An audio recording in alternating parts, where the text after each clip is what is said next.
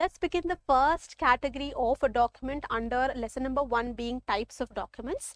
It is deeds, agreements and contracts. So you have to identify what is a deed, what is an agreement and what is a contract, and what is the step in which you are going to enter into an agreement and how the agreement is converted into a contract and how the contract ultimately leads for us in executing various kinds of deeds. So we are going to see the meaning of each one of these terms and how we are going to execute each one of these documents.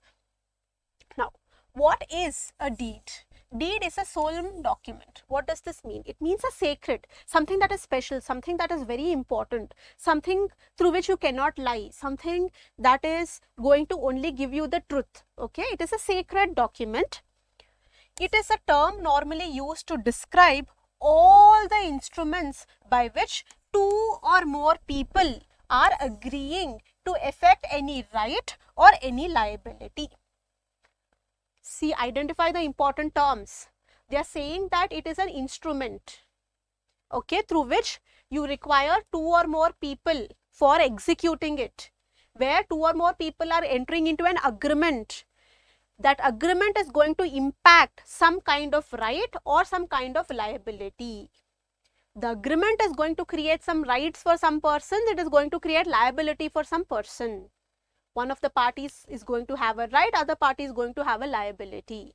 So what is a deed? Deed is nothing but a document. It is an instrument in which two or more people are going to be required. These parties are going to enter into an agreement. That agreement, by the virtue of the agreement, some right is going to be created, some liability is going to be created. So this is the meaning of the term deed. Now let's see examples of deed. You have gift deed. What is a gift deed? Where I have a property of my own, I have a house, I want to gift that to my sister. So I am going to execute a gift deed whereby I am going to transfer my property in the name of my sister without taking any consideration. That is gift deed, where I am creating a right that that property now belongs to my sister. I will have no more say on that property. Sale deed, where I have a bike. Okay, let's assume it is a movable property. I have a bike or a car. I am trying to sell that, right? I am going to sell it to somebody. At what price am I going to sell? At what price will he be ready to buy? If I sell, what are my obligations? If I sell, what is my right? My obligation is I should hand over the possession of that property to him. What is my right? My right is to receive the consideration for the product that I am selling, right? So that is sale deed, where you are going to sell off, you are going to hand over the possession and receive the payment. Deed of partition. You are a joint family. All the properties are in the name of all the children. Now you want to separate, go individual ways. So the property, the house, the business, everything is going to be divided among the children. That is deed of partition. Who is going to get what share? That is going to be determined.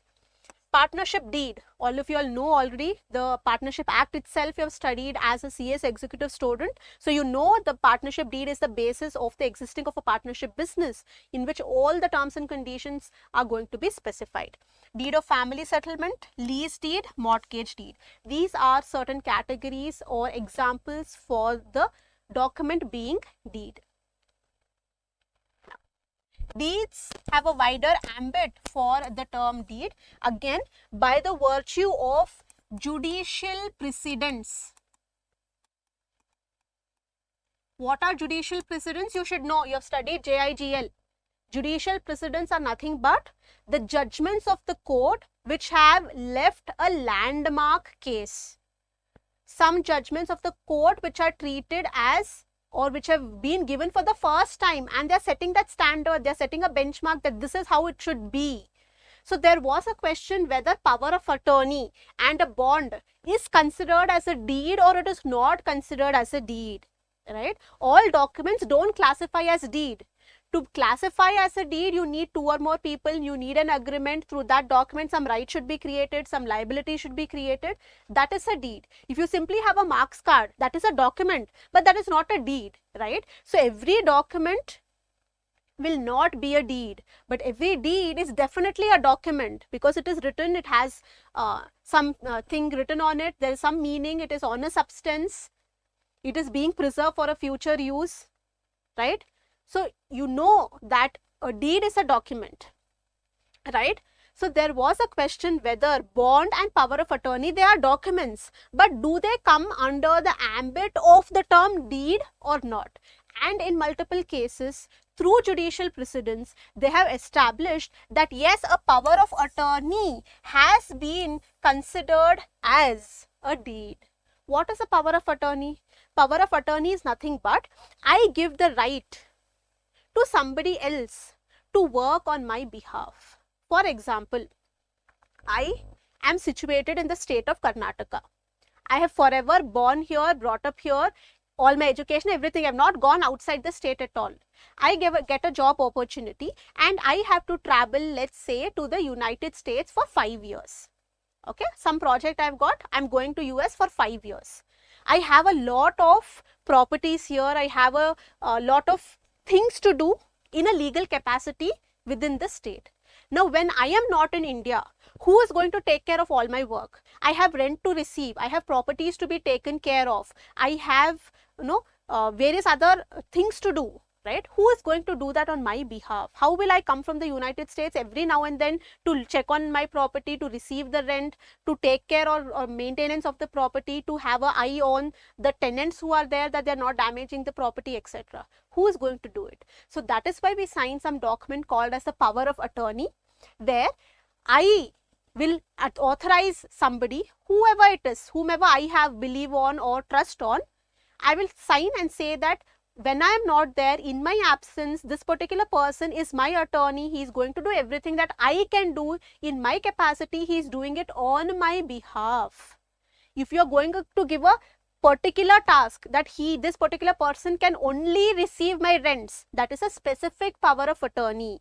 If you say that that person can do anything in my absence, even handling my bank accounts in India will become that person's responsibility. That will become a general power of attorney. So two categories of power of attorney are there. One is general power of attorney, one is specific power of attorney. Through general power of attorney, you give all the rights without restrictions. In special power of attorney, you say that, okay, I'm not available in India. During this duration, I have to sell this property. All the work relating selling the property, talking to the brokers, talking to the clients, deciding the final settlement amount, entering the documents, entering into agreement, entering into sale deed, entering the details in the sub-registrar's office, all that will be done by this person on my behalf. That is specific power of attorney. Only in relation to one property, one document, he is going to have a right. That is specific power of attorney. So here what is happening? Only one person is involved. Only I am the person who is signing the document. The other person need not sign it because I am giving the responsibility. I have to sign it. One party is there. The other party is only getting the responsibility. So in that case, does power of attorney classify as a deed or not was a question, but in various English cases, they have decided that yes, a power of attorney can be classified as a deed. Next, bond. Bond was the second category of document in which they had a doubt whether a bond can be categorized as a deed or not. And they have held that yes, bond can be included in the wider term of the term deed. Now, this was the general meaning of a deed. Now let's get into specific definition. For such an instrument covering so wide field, it is very difficult to have a suitable definition similar to what happened with the documents. It was very difficult for us to give a common definition, right? That is why you had multiple definitions under different enactments. Same goes with the case of deed. It is very difficult to coin a definition as such, but we have tried to do so, but all the definitions are going to have restricted meaning and they are too extensive, right? So that is why there is no common definition as such. Now, deed is a formal writing. Okay, very, very important. It is formal in nature. Why? Because there is an agreement that is taking place between two or more parties. Some right is created, some liability is created. So when the content of a deed is of such serious nature, it cannot be an informal document. Definitely it is a formal document. Definitely it is going to categorize as a legal document. of non-testamentary character. So it is a formal document. First word that you have to identify, it is formal. Second thing is, it is non-testamentary in character, means 2 or more people are going to be involved.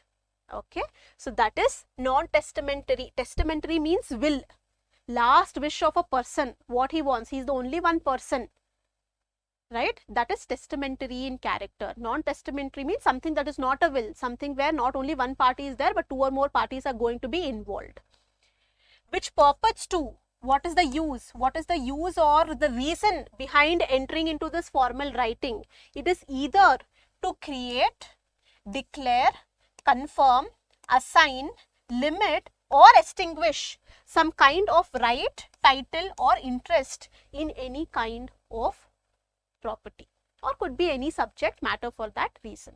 So what is a deed? Deed is formal in nature, it is non-testamentary in nature, and it is used for certain purpose. That is, by executing that formal writing, you're either creating a right, you're creating a title, you're creating an interest, or you're declaring a right, declaring a title or declaring an interest, or you're confirming some right, you're confirming some title, you're confirming some interest, or you're assigning some right, assigning some interest, assigning some kind of title, limiting the right, limiting the interest, limiting the title, or extinguishing the right, title or interest. Any one can be the possibility, right? So through a deed, what we are doing, we are going to create, extinguish, limit, declare, confirm, assign some kind of right, title or interest. That is going to classify as a deed. So what is a deed? It is a formal writing which is non-testamentary in character, which is going to be used for creating, limiting, extinguishing, assigning or limiting right, title or interest in any subject matter. So this is the definition, general definition for the term deed. Now, the definition which is given by Norton, he says deed is a writing. So till now whatever you have identified, whether it is a document or a deed, it has to be in writing. It has to mandatorily be in writing. If it is oral, it is not a document. For the basis or existence of a document or a deed, you have to have writing. So deed is also mandatorily required to be in writing. That writing can be on paper, vellum or parchment. Again, this is a definition that is being given way back, long back. Okay, these are jurists. He's a jurist, somebody who has studied law. Okay, he has given the definition for the term deed as a writing on a paper, volume or parchment. So again, I told you it can be any substance. It could be on leather, it could be animal skin, it could be stone, it could be wall, it could be a leaf, it could be anything, right? So this parchment or vellum is also some kind of substance on which you can write, which is required to be sealed and delivered. Very important aspects, that it is not only required to be in writing, but after it is written down, you need to have a seal of the authority to confirm that yes, this is what we are doing. If two parties are there, company A is entering into a contract with company B, the seal of both company A and company B is going to be required to be affixed, to show that yes, authority was given to sign on behalf of the company. So it is required to be sealed and it is required to be delivered. To whom? To the parties, that they get a confirmation that yes, this is valid, yes, we have executed it. So what is a deed? Deed is anything that is going to be put into writing, whether it is on a paper, volume or a parchment, which is going to be required to be sealed and also delivered to the respective parties. In certain case also to the authorities for the purpose of a registration. Next, definition given by Norton, again it is a continuation, whereby there is an interest, right or property passes through that particular document that is sealed and delivered. Through that some interest, right or property is going to pass, or an obligation is going to be binded upon any person who is going to create it, or there is an affirmation of some kind of act whereby an interest, right or property has been passed. So again, it is the same thing, that through a deed we are going to create a right, title or interest. We are going to talk in relation to creation of some kind of interest in any property. Generally, deeds are in relation to immovable properties under the Transfer of Property Act. You have already studied the TP Act, so you should know the provisions by now. So what are they saying? Deed is nothing but any document in writing which is written on any paper, vellum or parchment, which is required to be sealed and delivered, and through which some kind of interest or right or property passes from one person to the other person, whereby an obligation is created on the person who is creating it, and whereby there is some kind of affirmation of an act. Let's take an example of sale. What is happening? You're executing a sale deed. The sale deed is put into writing, signed by both the parties, and it is produced before the authorities for the purpose of registration, where what is happening? One person is creating an interest, is creating a right, and a property is moving from person A to person B.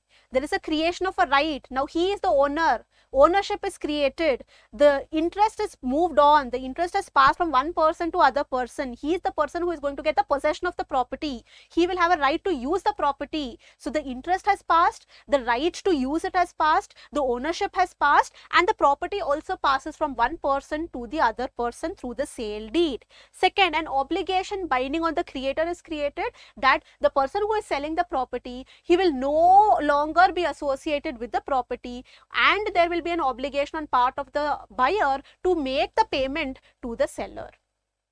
And there is an affirmation and some kind of act that yes, after the execution of the deed, actually the possession has been handed over. The sale has been completed. That is when we execute the sale deed. So this is how you should link the definition with one concept so that you can write it. You know what are the steps of entering into a sale, contract of sale, agreement of sale, and ultimately signing the sale deed. Last step is signing the deed, sale deed, that yes, we have completed the execution of this particular transaction. So keeping that transaction in mind, it is easy to remember the definition. So this is the definition that has been given to us by a jurist called Norton. Now next definition is given by Halsbury Law of England. It is a very long definition, but it is very similar to the definition provided earlier. So let's just read through the definition first. An instrument which is written on a parchment or a paper, which is expressing the intention or consent of some person or a corporation named therein to make, confirm, to confirm or to concur in some assurance of some kind of interest in any property or some kind of legal or equitable right or title or a claim, or to undertake or enter into some obligation, duty or agreement enforced at law or an equity, or to do or concur in some other act affecting the legal relationships or possessions of the party to the instrument or of some other person or corporation, which is sealed with the seal of the party, so expressing such the intention or consent, and delivered as that party's act and the deed to the persons or corporation intended to be effected thereby. Again, it is the same thing. Okay, he's just given a definition. Again, you don't have to by heart it. They're not going to specifically ask you to give the definition of the term deed as per the Halsbury's Law of England. No, they are not going to specifically ask. This is only for your understanding about the concept of deed. So don't by heart it. You just understand what is the term deed and define as per your general understanding. The same common thing is there. Here again, it is an instrument which is put into writing on any substance through which either you are making, confirming or concurring any kind of liability, interest, right, title, duty, obligation, etc. And the most important thing here is, by this right, obligation, title, interest, you are impacting some kind of legal position. First, I was the owner of the property. I sold my property. Now I have no relation with the property. Legally, the property has been transferred to that person. Ownership and title of the documents is going to be in that person's name. So the legal possession is going to change. And that document is required to be sealed and delivered. It is similar to the definition that was given by Norton. It is just that it is put in a different way. So the elements of the term deed you should be able to identify. So deed is a present grant rather than a mere promise to be performed in the future. That is agreement. while you're entering into an agreement, you're saying that, okay, we are going to do this. You're agreeing to do something in the future. That is agreement. But once you confirm the agreement, once you execute the agreement, that is when we sign the deed. Sale agreement is the first step. After that, you're entering into a sale deed that, okay, this task has been completed. Mr. A had to sell, he is given the possession. Mr. B had to make the payment, he has made the payment. That is a sale deed. So it is a present grant. Today we are doing it. We are doing what we had agreed upon. So it is a present grant. Today you are giving the right, today you are giving the title, and it is not a promise that in future I am going to give you. If it is a future grant, that means it is an agreement. You have agreed to do something on a future date. 3 months later, we'll execute a sale deed. That is an agreement. 3 months later, when you're actually handing over the possession of the property, actually you're receiving the entire consideration. That is the day when we are going to enter the sale deed, where actually present you have completed and executed that particular transaction. And deeds are same thing. These are the characteristics, essential elements to classify as a deed. First one, it should be in writing. Again, the writing could be on paper, parchment, volume, anything. It is required to be signed by both the parties to the deed who are agreeing to the transaction. It is required to be sealed to give a confirmation about the intention of the parties doing so, because if it is in the form of company, form of organization, seal of the company is going to be required, so that it is not the individual person, the designated person who is signing it. It is the company who is allowing that person to sign on its behalf. So seal of the company is very, very important. And lastly, it is required to be delivered. A copy of the deed should be there with both the parties so that the intention is communicated. So this is a deed. Very important elements are, it should be in writing, it should be signed, it should be sealed, and it should be delivered. Now, the most important and also a question that generally is asked in the paper, they make the statement and ask you to justify, ask you to give an explanation, ask you to comment. Okay, so let's read the statement. It says, all deeds are instruments, but all instruments are not deeds. Same statement that I told you.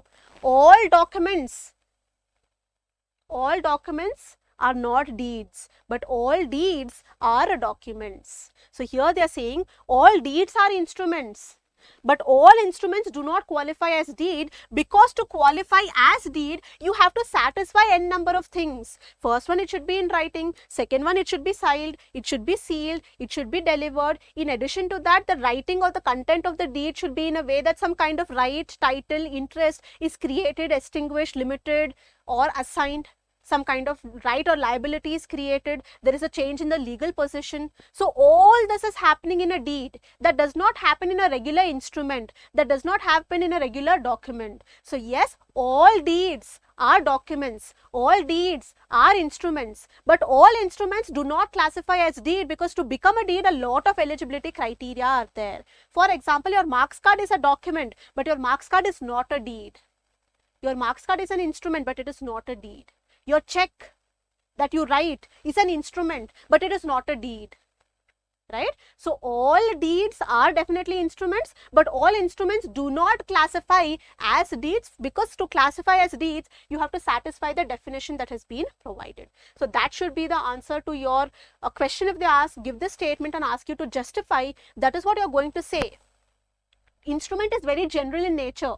Document is very general in nature, but to be called as a deed, you have n number of things to be satisfied. The definition is very, very specific, and if that is there, then only it can qualify as a deed. So all the documents cannot amount to deed, but all deeds are definitely documents, because they are in writing, they are on paper, they are intended for a future use, they are expressing something, right? So that is why deeds are documents, but all documents are not deeds. This should be the answer for your question. If they ask, give you the statement and write, comment or justify. Next is the term agreement. Will begin in the next session.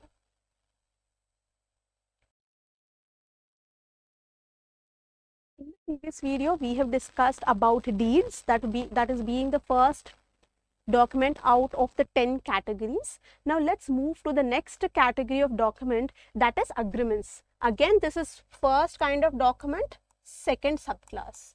Deeds, agreements and contracts. This is considered as one category of document. Okay, we have seen already deeds. Now we are going to look at agreements. What are agreements? You in your general understanding, tell me what is an agreement. In general terms, agreement is nothing but where two or more people come to a common conclusion on certain terms and conditions and decide to do something or decide not to do something. For example, you are a set of 10 friends. It is somebody's birthday and you are deciding what to do.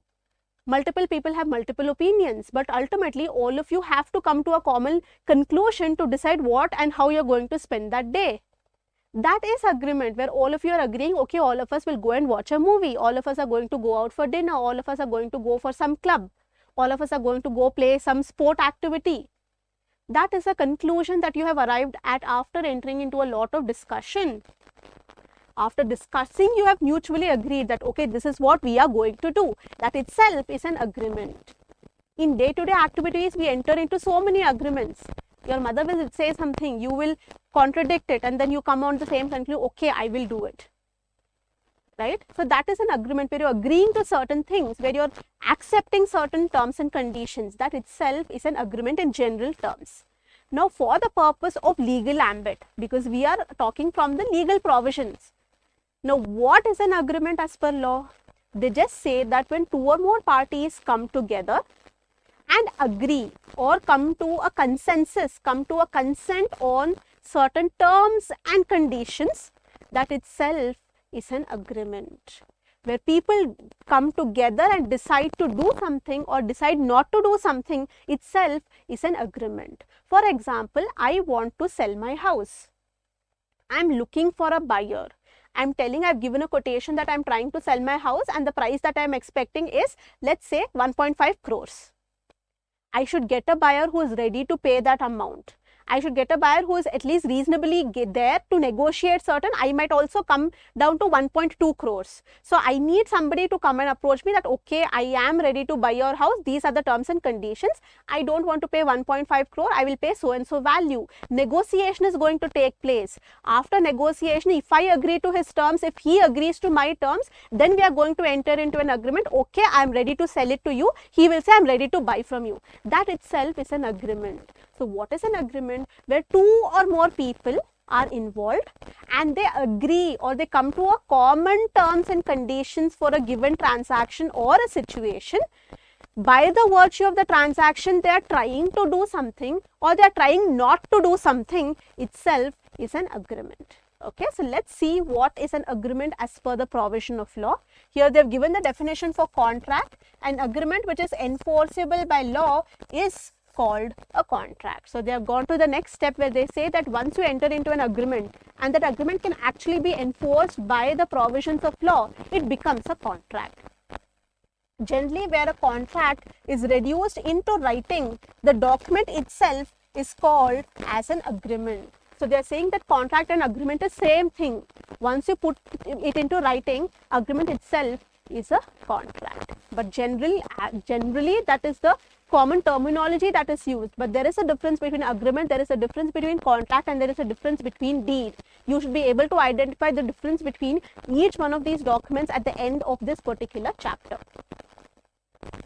Now, there cannot be an agreement until and unless certain things are there. First and foremost, you have a requirement of two or more people, because if you are agreeing on something, you will always agree with yourself. You are saying, okay, I want to eat chocolate today. Nobody else is there. You can eat your chocolate. Who is going to ask you?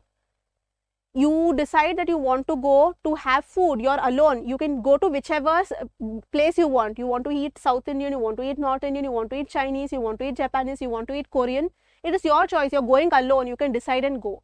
But when you are going with a group of friends, one wants to eat Chinese, one wants to eat something else, then what are you going to do? You have to mutually agree, because you have to select one place where all of you can go and collectively have food together. That is the whole point. If everybody is saying a different cuisine, then how will you decide? So the general terms for agreement to come into place, you require two or more people only. Then the concept of agreeing will come into place. If one person is there, there is no need for agreeing, because he can do whatever he wishes to do so. But the concept of agreeing with someone comes only when two or more people are going to be involved. Secondly, when they are going to agree on something, that agreement should be either to perform a particular activity or refrain from doing something. You're agreeing to do something. You're agreeing that all of you are going to go and watch a movie. Refraining, you all are agreeing that you're a set of friends, your exams are down the corner, and for 1 month you're not going to do any fun activity, you're going to sit and study. You're refraining from having some kind of fun. You want to sit and study. That is refraining.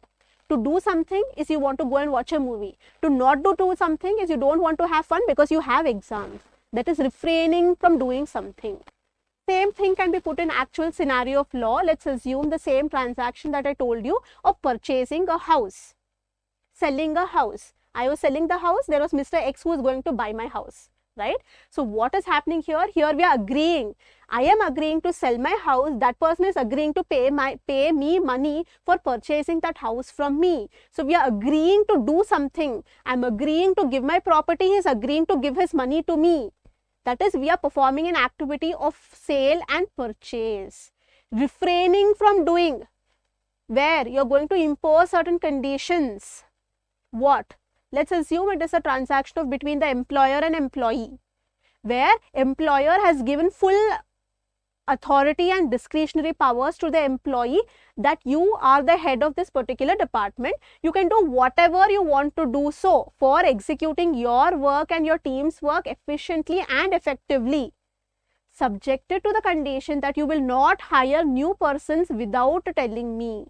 So what is the refrainment? You cannot employ new people. We have restricted you that you're not going to hire somebody. That is refraining. Stopping from doing some activity. You're agreeing that we won't do so and so activity. So that is the agreement where you are going to agree, 2 or more people are going to be there. They're going to agree on certain terms and conditions that can be to do a particular activity or not to do a particular activity. Now, an agreement between the parties. Again, the agreement, the document itself is classified as an instrument, and whereby the parties freely agree to perform an act or refrain from doing a particular activity. So this is the same thing that has been put, but here one important terminology they have used is the term freely.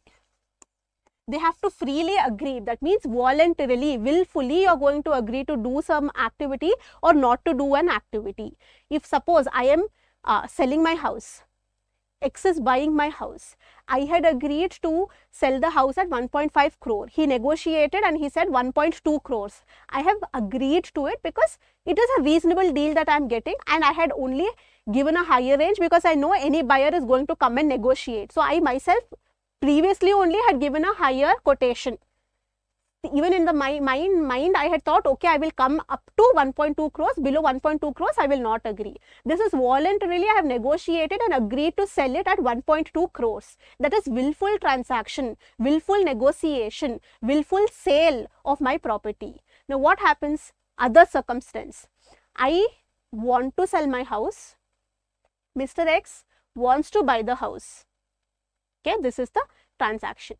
I want to sell my house for a certain value. Okay. Now, X is saying that I will buy a house only for 80 lakh rupees, let alone 1 crore, 1.5 crore, 1.2 crore or 1 crore. Only at 80 lakhs I am going to buy a house.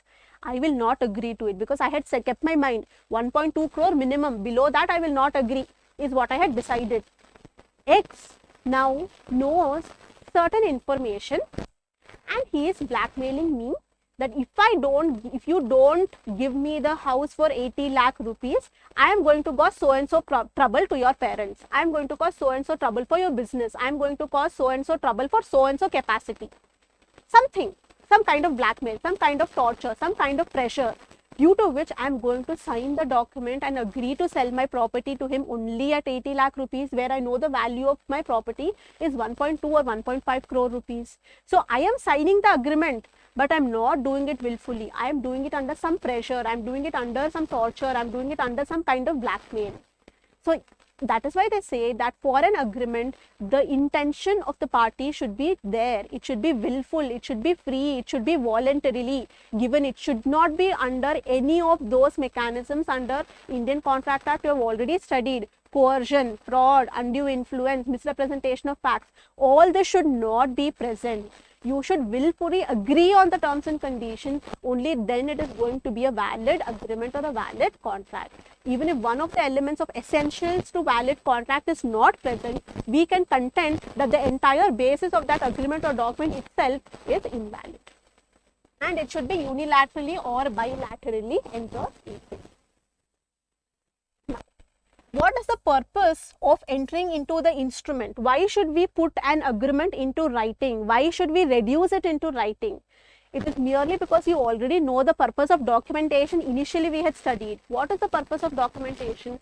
Purpose of documentation is to maintain evidence that this particular transaction has been agreed into between two parties. It is to avoid any kind of misunderstanding with respect to terms and conditions. It is to avoid any kind of dispute between parties. That is the purpose of maintaining documentation, and that itself is also the purpose of entering into an instrument called an agreement, so as you legally bind the parties. You have orally decided something that does not create any obligation on the parties. At any point in time, the seller might say, I'm not interested in selling. The buyer might say, I'm not interested in buying, because you're only orally agreed upon it. You cannot do anything about an oral agreement, right? On the other hand, if the same transaction would be put into writing and the seller says he's not going to sell, the buyer can take him to the courts and file a case against him that he had agreed to sell, but he's not selling it to me. You can challenge it, you can get justice for the statement or obligation or the right that has been created under that particular transaction. That is why they say that agreement or instrument is always put into writing, so that it can legally bind the parties to the terms and conditions that were agreed upon. You decide the terms and conditions, put into writing. Once it is put into writing and both the parties have signed it, then it becomes legally binding. You have to fulfill it. If you're going back on it, you're not fulfilling the terms and conditions, we can sue you in the courts of law. Now, why is there a need for us as company secretaries to understand what are agreements and what is the way in which the agreements are required to be drafted? Ultimately, we are going to be company secretaries. We are legal and compliance officer of a company. Whether you are a company secretary in employment or company secretary in practice, does not matter.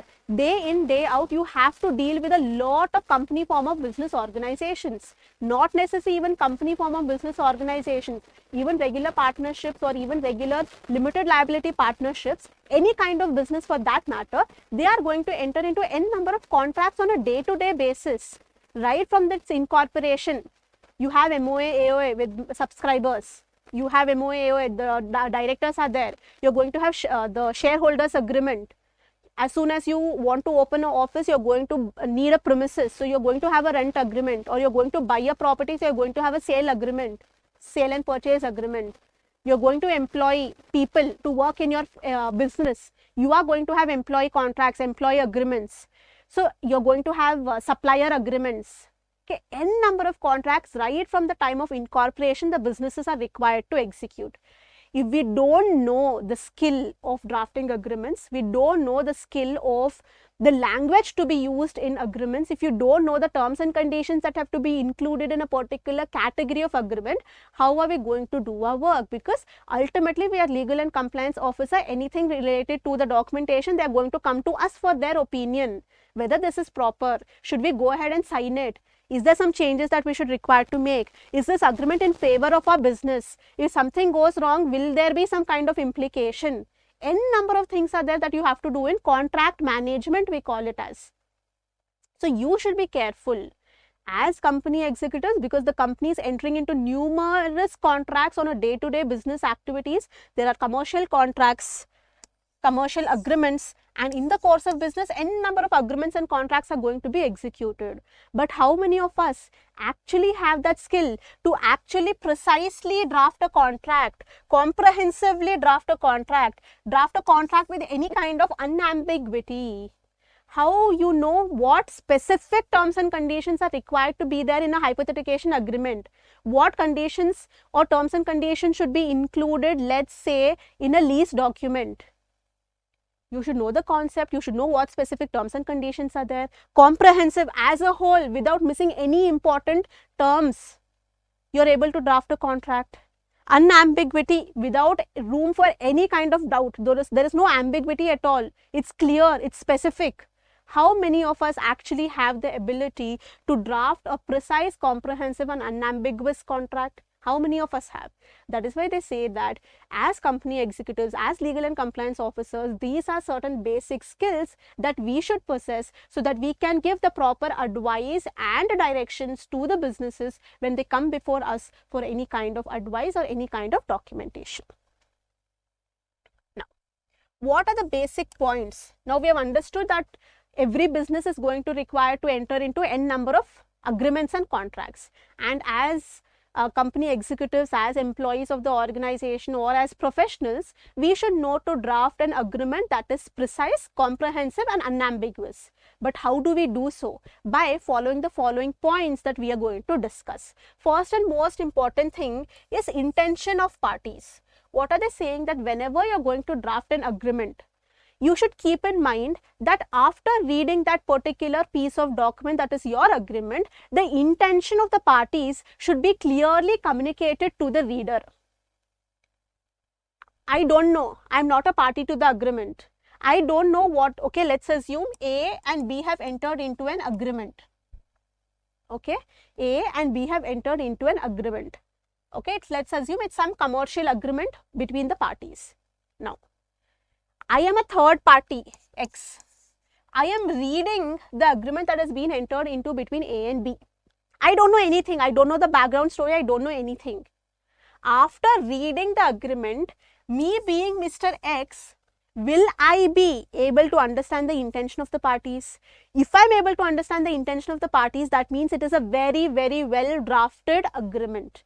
Because the first thing that has to be communicated when you are drafting an agreement is what is the intention of A, what is the intention of B, and why they have come together in this particular agreement. That should be communicated. So whenever you are drafting an agreement, first one you should understand is the intention of the parties. What is the intention of party A? What is the intention of party A? B? Why are they coming together? That should be communicated via the language and the drafting way, the language that you are using. While preparing agreements, it is very, very necessary and important that the intention of the party should be set forth explicitly so that there is no, so as not to leave any kind of room of doubt or future controversy. If you are clearly communicating the intention of the parties, there is no doubt, and in future also any controversy will not arise. So the first thing you should focus is on the intention of parties and clearly communicating that through your agreement, through your draft that you are creating. Secondly is with respect to the language. Second point that you should keep in mind while drafting the agreement is the language that you are using. First and foremost, the language should be as simple as possible. Why? Because if you are using complicated terms, complicated terminology, it is only going to, using a standard language is different from using a complicated language. Use the language words which are generally used. Okay, don't try to show that you know English so well and you're using words that people have to look for in dictionary. Don't use that kind of language. The language should be standard language. Grammatically, it should be correct. But we are not telling you that use the words which are not generally used by public at large, that they don't know the meaning of the word itself. So keep the language very simple, that is understood, easily understood by anybody who is going to read that particular document. Next, you should avoid the using of any kind of loose expressions, like the word proper, reasonable. These kind of words should be avoided. For example, A and B are entering into an agreement of sale and purchase. One is selling the property house, other one is buying the property house. In the agreement, you should specifically provide that I am going to sell the house for 1.5 crore rupees. He is agreeing to buy at 1.5 crore rupees. You cannot say that A is selling the property to B for a reasonable consideration. What is reasonable consideration? You have to specifically provide what is the consideration. 1.5 crore rupees is the consideration. You cannot say he is agreeing to buy at a reasonable consideration. Whatever he thinks is appropriate, he will give. Does it work like that? No. Reasonable should be avoided. Be as specific as possible. Avoid loose words where anything can be assumed, anything can be presumed. Those kind of words should be totally avoided. And lastly, the words should be definite and precise. That is nothing but they are trying to say that please be very, very specific with what you are saying, what you are communicating, and what terms and conditions you are going to use. So your words that you are going to use, even that is going to impact the entire outcome of the agreement that you are going to draft. So your language, your vocabulary is also going to play an important role in the drafting procedure. So this is the second thing that you have to keep in mind. First point being the intention of the parties being communicated through your document. Second one is that the language that you're required to use, it is should be simple, avoid loose words, and third one, keep it very specific, precise and definite. Okay, now this is a judicial precedent. You already know the meaning of judicial precedent. You have already studied JIGL, so I'm not going to get into the details. There was a ambiguity with respect to what if the agreement is not properly drafted. What is the question here? They are saying that all agreements and contracts are bound by the Indian Contract Act. All of you know that. They are saying that all the provisions, all the sections of the Indian Contract Act are complied with. 100% compliance is there with respect to valid contract, valid agreement. Everything is proper as per the Indian Contract Act. But when you look at the drafting, when you look at the language that is going to be used, it is not appropriate because the intention of the party is not being communicated. The terms and conditions are not specific. There is some kind of doubt that is arising about the terms and conditions that you have mentioned in the agreement. This is not there. But everything is proper as per the Indian Contract Act. What is going to be the status of this category of agreement? They are going to say, the court has held in that particular case that when everything is proper as per the Indian Contract Act, there is no ground for calling it as an invalid contract. It is going to be a valid agreement. It is going to be a valid contract merely because there is some kind of defect in the drafting. It does not mean that we will invalidate the agreement, we will invalidate the contract, because these terms and conditions, intentions, all these can be interpreted by the court. There is some dispute between the parties to the agreement, please file a case. They are going to interpret, they are going to understand, try to understand the intention of the parties. They are going to clear the doubt that has arisen. Because the basic provisions of the Indian Contract Act have been complied with, it is going to be a valid agreement. Merely because it is badly drafted, language is not correctly used, we will not invalidate the contract because that is open to interpretation by the courts of law. Parties can even mutually sit together and decide, clarify their doubts, arrive at a mutual consensus about what was meant by this particular term and condition. So they say that if everything is as per the provisions of law, the agreement is going to be valid even if the language used is not right, is not appropriate. But that does not mean that you draft a bad document, because if you draft a bad document, it is ultimately going to land in some court case. And that is where the company is going to hold you responsible, that we were giving you the responsibility of drafting good agreements, drafting good contracts. You have landed us in legal trouble. That is also not good for you as a professional. So the law recognizes a bad document as a valid document, but you as a professional should never ever draft a bad document. So that is what was held in this particular case, Ramachandra versus Chinnubai. This is, what is this? AIR 1945 Madras 10. This is called as the citation of the case. In which book will you find this particular case? Right? AIR, All India Recorder, 1945 is the year in which the judgment was passed. Madras is Madras city, it is a case of that place. 10 is the page number. If you refer to this particular document, you are going to get the judgment copy. Okay, that is the citation of the case. They say the provisions of the Indian Contract Act about the basic essentials and legality of the agreement, the essentials of valid contract and agreement, should be studied and nothing should be introduced or left out. Okay, everything should be as per the provisions of Indian Contract Act, which would make the agreement void. So nothing should be left out. If the essentials of contract are not there, the agreement is going to be void. But everything is checked in, it is going to be a valid agreement. But if the material terms of the agreement are clear, specific and mention of certain details which can be worked out by the consent of the parties or in its absence be settled by the court, it will not invalidate the agreement. If everything is as per the Indian Contract Act, the agreement is valid, but merely because there is a doubt with respect to terms and conditions, it will not invalidate the agreement. But even if one essential of the Indian Contract Act is not there, the agreement itself is void, then what is the point in interpreting the provisions? The entire document is cancelled. So the language used or the terms and conditions will not have any importance because the entire document's validity itself is in question. But when the document is valid but the language used is not appropriate, we are not going to invalidate the document. We are going to leave it to the open to the courts for the purpose of interpretation if any kind of dispute arises between the parties. Now let's identify various different categories of agreement.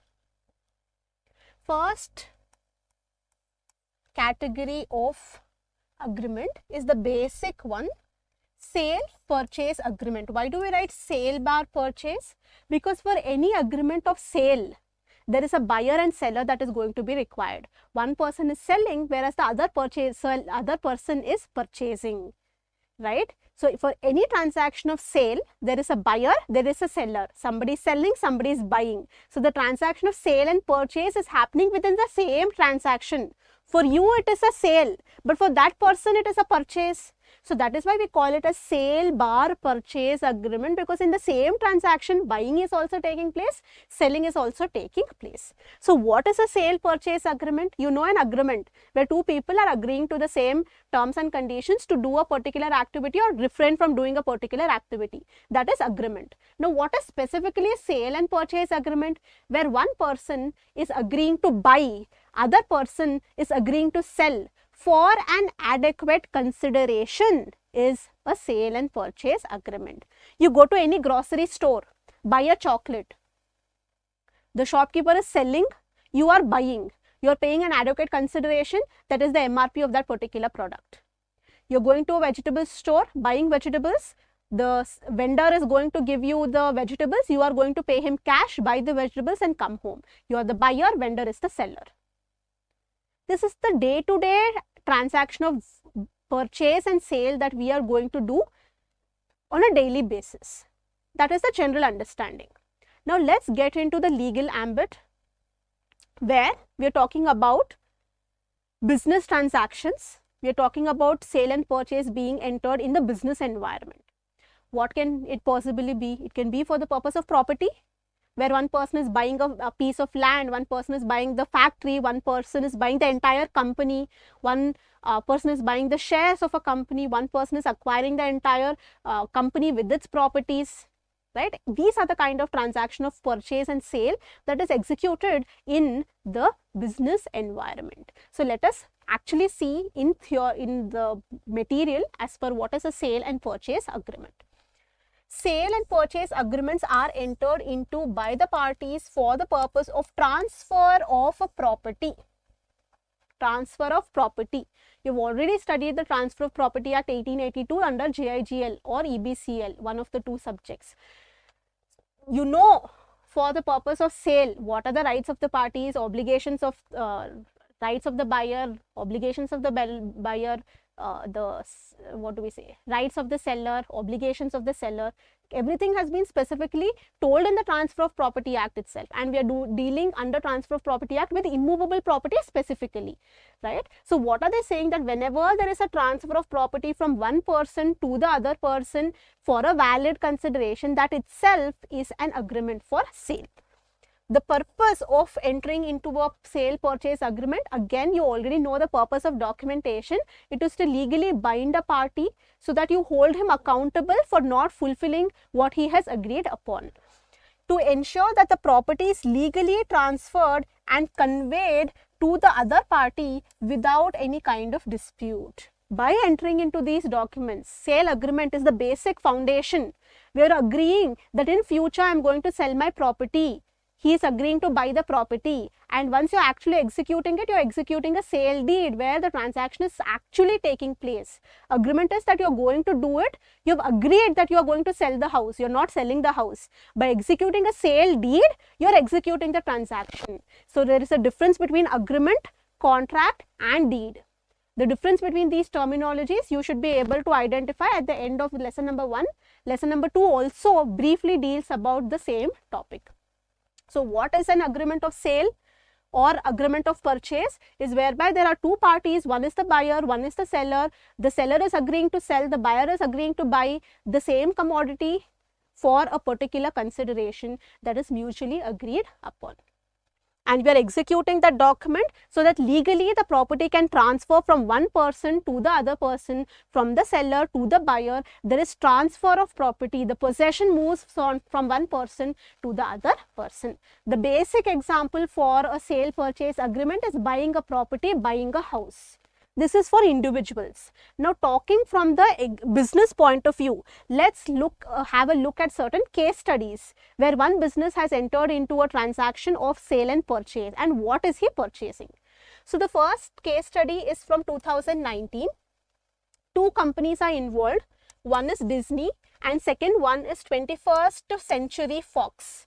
Okay, these are the two companies. Disney is the buyer. Seller is the 21st Century Fox. Now, what are these companies? Disney, all of you already know, it is a company, that is Walt Disney Company. It is an American multinational mass media and entertainment conglomerate based in California. All Disney animated movies you get from Walt Disney.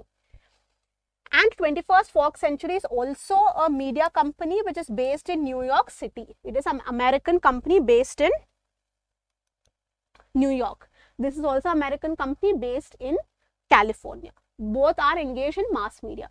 So this Walt Disney Company, they thought that if we acquire that company, if we buy the entire 21st Century Fox, our business is going to expand. Right? What they are doing separately, they are doing separately. So everything is done under the same ambit. Their business is going to grow. So what they decided to purchase the entire 21st Century Fox. So that is the purchase. So what did they do? Walt Disney approached 21st Century Fox and they entered into sale purchase agreement. They entered into a sale purchase agreement. What was the agreement? Agreement was that Disney is going to buy the entire company for $71.3 billion. So what is the commodity being sold? It is the company itself which is being sold for an adequate consideration. Who are the parties? First party is the Disney, that is going to be the buyer. Seller is going to be 21st Century Fox. And it is selling itself. Okay, it is selling the business itself.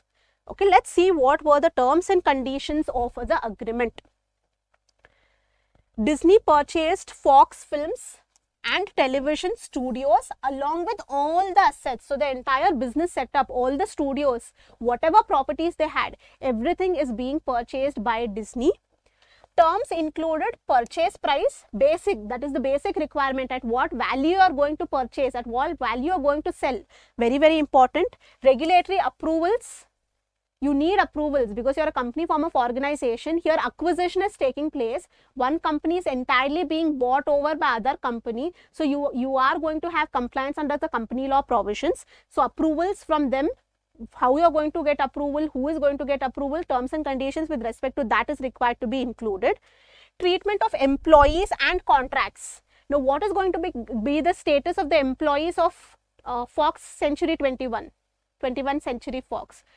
How are we going to treat the employees? Will they continue to be called as employees of Fox, or it is going to be taken over by Disney? What terms and conditions? What is their salary? What is going to be the implication?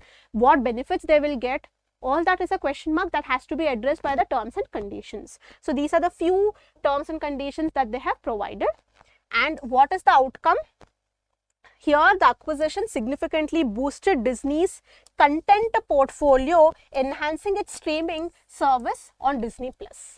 So, the Fox, 21st Century Fox already had a lot of content. Okay, now that content became the content of Disney. So whoever wanted to view the content of that 21st Century Fox now could view that content on Disney. So obviously the streaming and the time on which the audience is spending on Disney increased. So their customer base is increasing, their content is increasing. So the revenue is also going to increase. That was the outcome of the sale and purchase agreement. Next is Facebook and Instagram. You already know about this deal. I don't have to tell, but let's just quickly discuss. So in 2012, Facebook entered into a sale and purchase agreement to acquire Instagram for an approximate value of $1 billion. Exactly the terms we don't know. What is in the news, I've put that it was purchased for approximately of $1 billion. In the agreement, it will be specific, but we don't know specifically because we don't have a copy of the agreement. What was there in the news, that we can tell. So Facebook purchased Instagram for approximately $1 billion. Now let's see what was the detail and what was the outcome. So the sale purchase agreement detailed the purchase price consisting of cash and Facebook shares, and included provisions about continued operations of Instagram as a separate entity.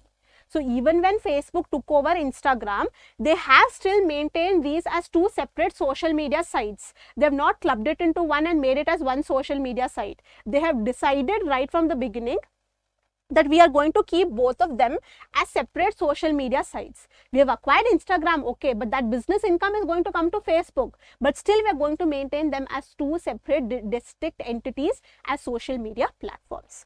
Outcome: the acquisition helped Facebook expand its social media ecosystem and strengthen its position in the photo sharing market. Earlier, Instagram was known only for sharing photos. Even videos were not permitted on Instagram. The reels were not permitted. Only photos used to be posted. No shorts also, right? No reels also. So earlier when they bought it, they have entered into a new segment, that was photo sharing category. Earlier they were on Facebook. That was their platform. Now they've entered into a new market, that is photo sharing platform, and they've strengthened their customer base. That was the purpose of entering into share purchase agreement between the Facebook being purchasing the Instagram. Next, third case study again is YouTube and Google. In 2006, Google entered into a sale and purchase agreement to acquire YouTube for $1.65 billion in stock. So they've purchased the shares of the company. Okay. The sale purchase agreement included terms regarding exchange of shares.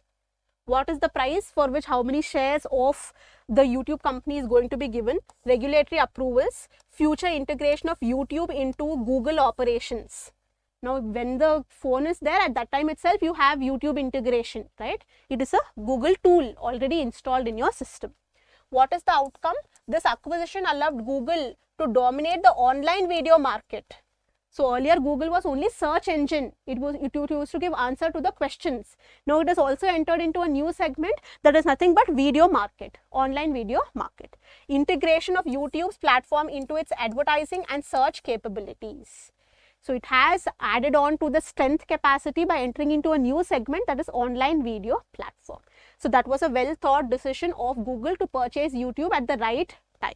Let's get into the second category of agreements, that is the commercial agency agreements. Now, before getting into the commercial agency agreements, you already know the concept of master-agent relationship under law of torts. Who is a master? The principal. The person who owns the business is the master, and when he is directing some work to be done by some third party, the third party is going to be the agent. That person, the agent, is going to go to the marketplace and get the customers for the master's business. That is master-agent relationship. What is master-agent relationship? You have a master. He is nothing but the owner of the business. Now, this master, the owner, will not have enough time to establish a marketplace. He is concentrating on developing the business, developing the products, managing the operations, and n number of other activities. He cannot go to the market himself and identify and get the customers for his business. What is he going to do? He is going to appoint various agents in different jurisdictions. And their responsibility will be ultimately to go to the marketplace and create a customer base for the business.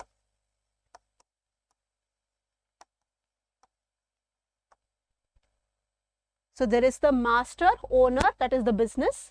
They want to develop business. For any business, you need customers, you need consumers.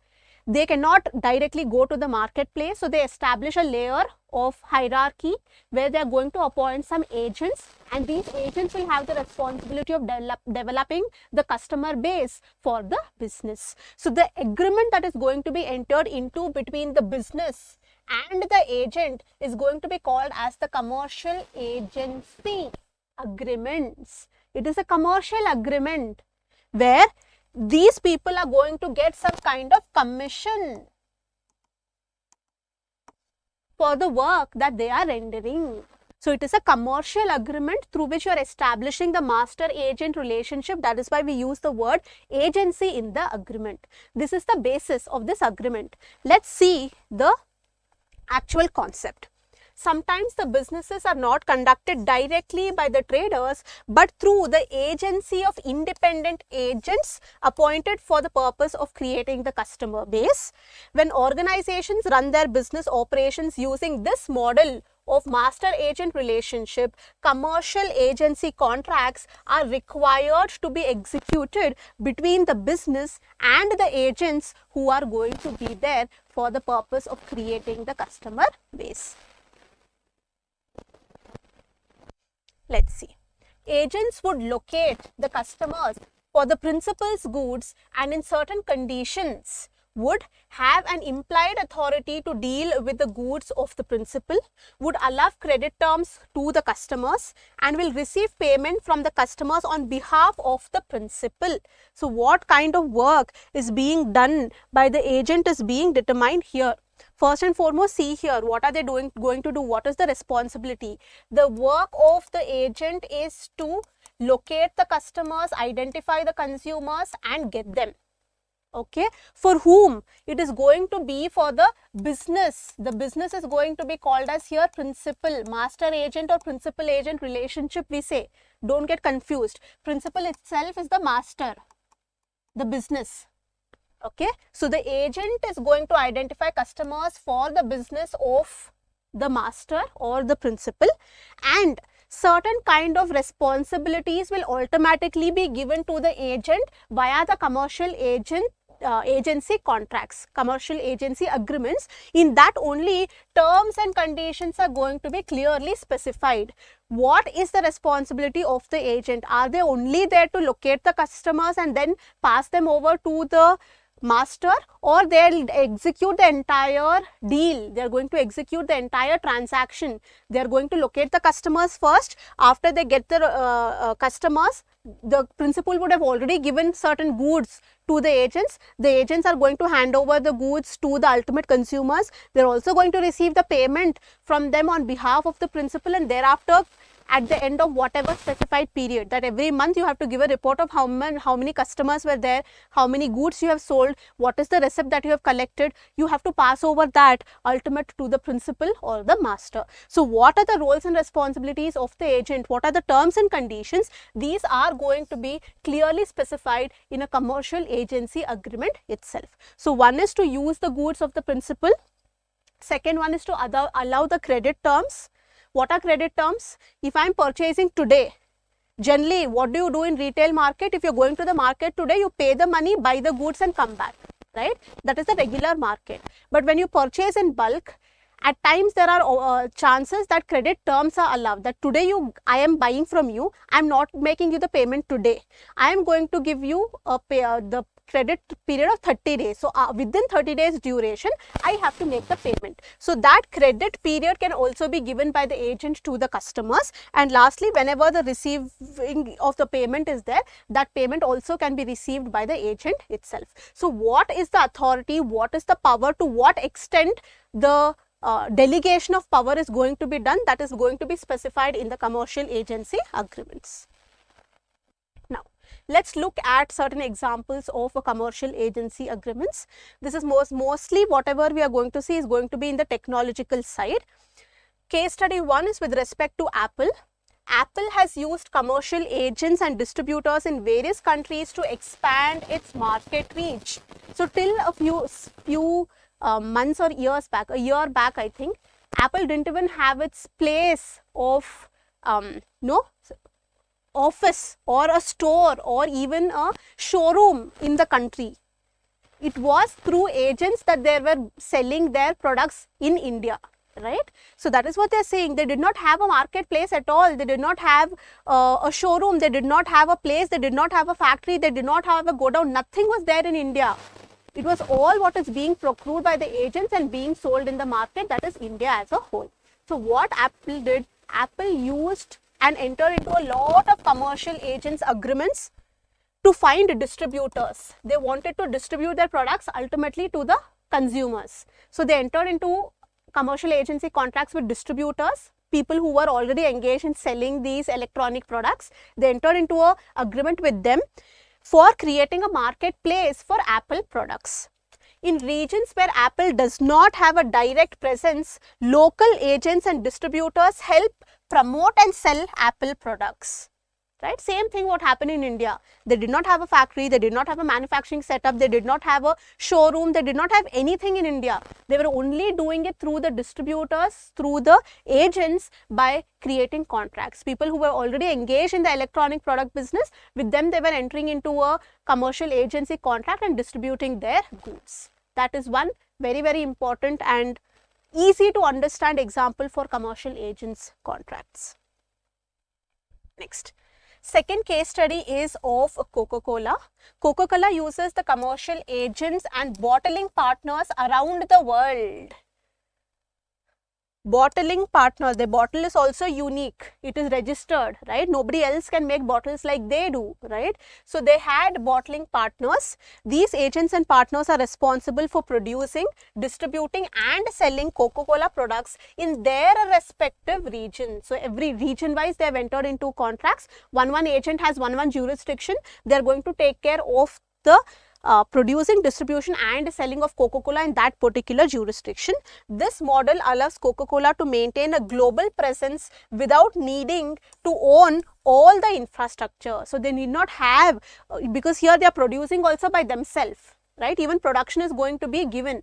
Recipe is a secret of how Coca-Cola is made. That is a secret, but they are saying that even production can be done. They have just outsourced everything, that even the place where you are producing, place where you are bottling, places how you are packaging, everything is owned by somebody else. This is the agent.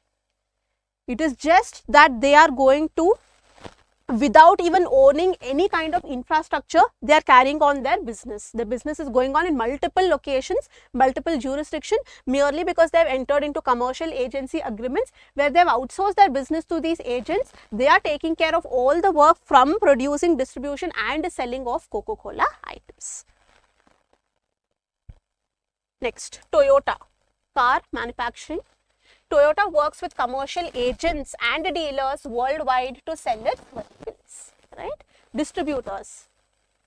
These agents and dealerships are responsible for marketing, selling and servicing Toyota cars in their local markets, ensuring a broad and effective market presence. Again, the car manufacturers also work in the same way. It is not only for Toyota, for that matter, any car companies, okay, automobile sector, they are going to work on the same model. They are going to have distributors. It is the distributors who have to purchase the cars from the showroom and then sell it to the ultimate consumers. That is what is happening here, where they are going to enter into dealership agreements. These dealership agreements are also a form of commercial agency contracts itself.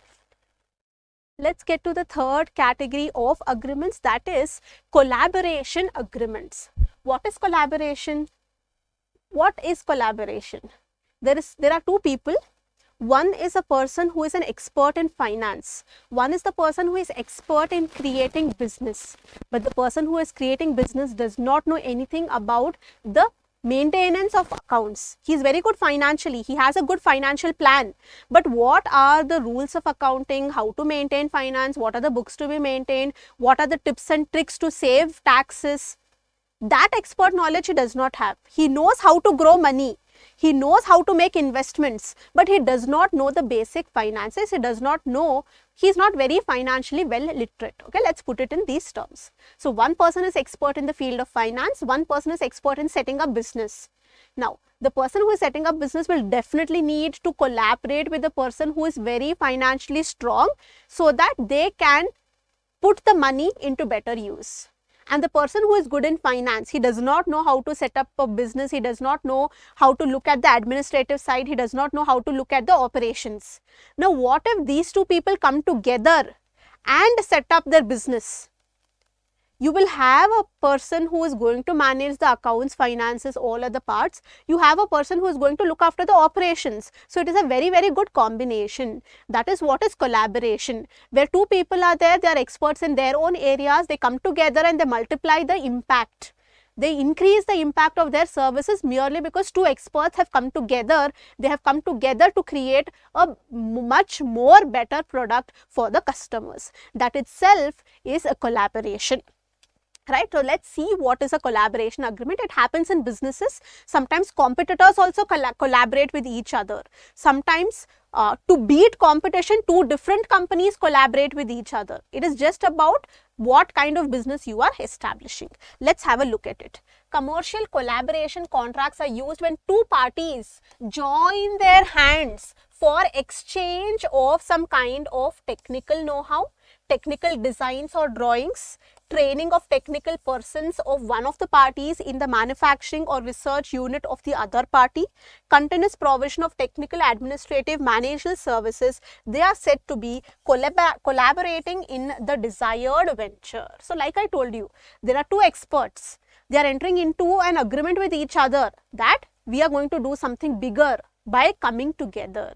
So, maybe here they are generally talking from business point of view. One business is there, other business is already well established. They are entering into an agreement that we will send our employees to you or your organization, to your setup, in your place of business, in your factories. You give training to our employees. We are going to give you so and so, or we are going to pay you so and so. So, two companies coming together and trying to improvise something. Okay, that itself is a collaboration agreement. So, what is a collaboration agreement? Where any two parties, two or more parties join their hands for providing any one of these followings: technical know-how, technical design, some kind of drawing, some kind of training being given to one company's employees by the other companies.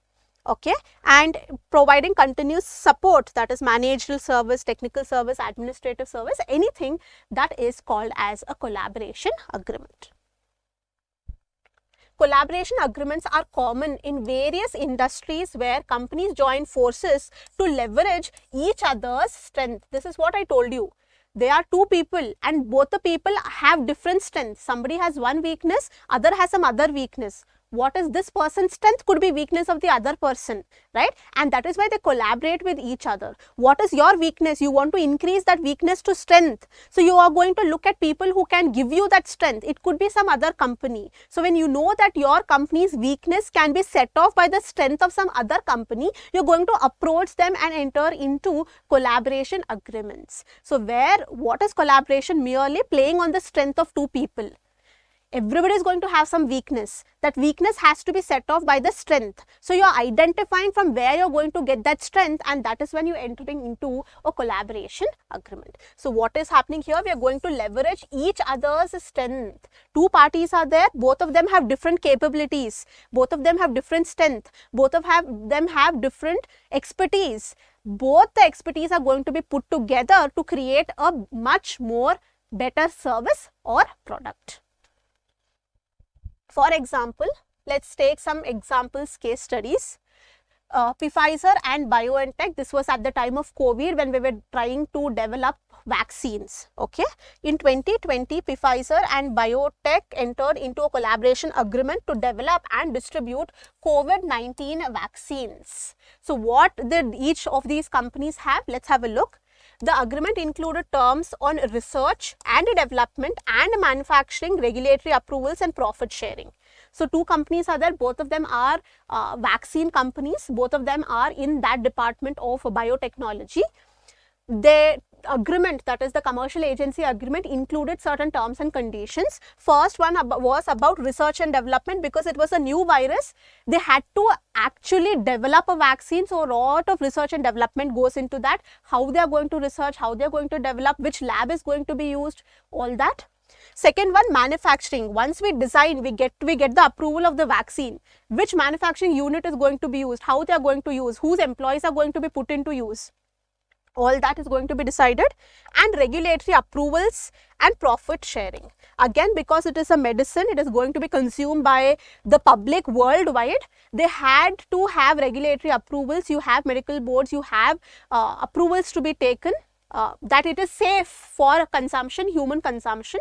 So those approvals were required. How do we get those approvals? Who is getting the responsibility of getting those approvals? And lastly, profit sharing. How are we going to share the profits that we are going to generate by selling these vaccines? These were certain terms and conditions included in the collaboration agreement.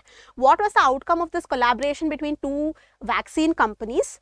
The collaboration led to the development of a COVID-19 vaccine, which became one of the first vaccines authorized for emergency use, widely distributed worldwide. So they knew that both the companies are working towards a common goal, but what if we put all the efforts together? They have some expertise, they have some expertise. If both the experts work together, they will be able to reach the goal faster. They will be able to get the vaccine sooner. So that is when these two companies came together and decided that let's work on developing the vaccine together. It will become faster and it will help ultimately everybody, and we can also make a lot of money, because again it was something that was a requirement worldwide. It was not only the vaccine which is required in India, but also throughout the globe, right? So that is why this was the collaboration that was entered into between two vaccine companies.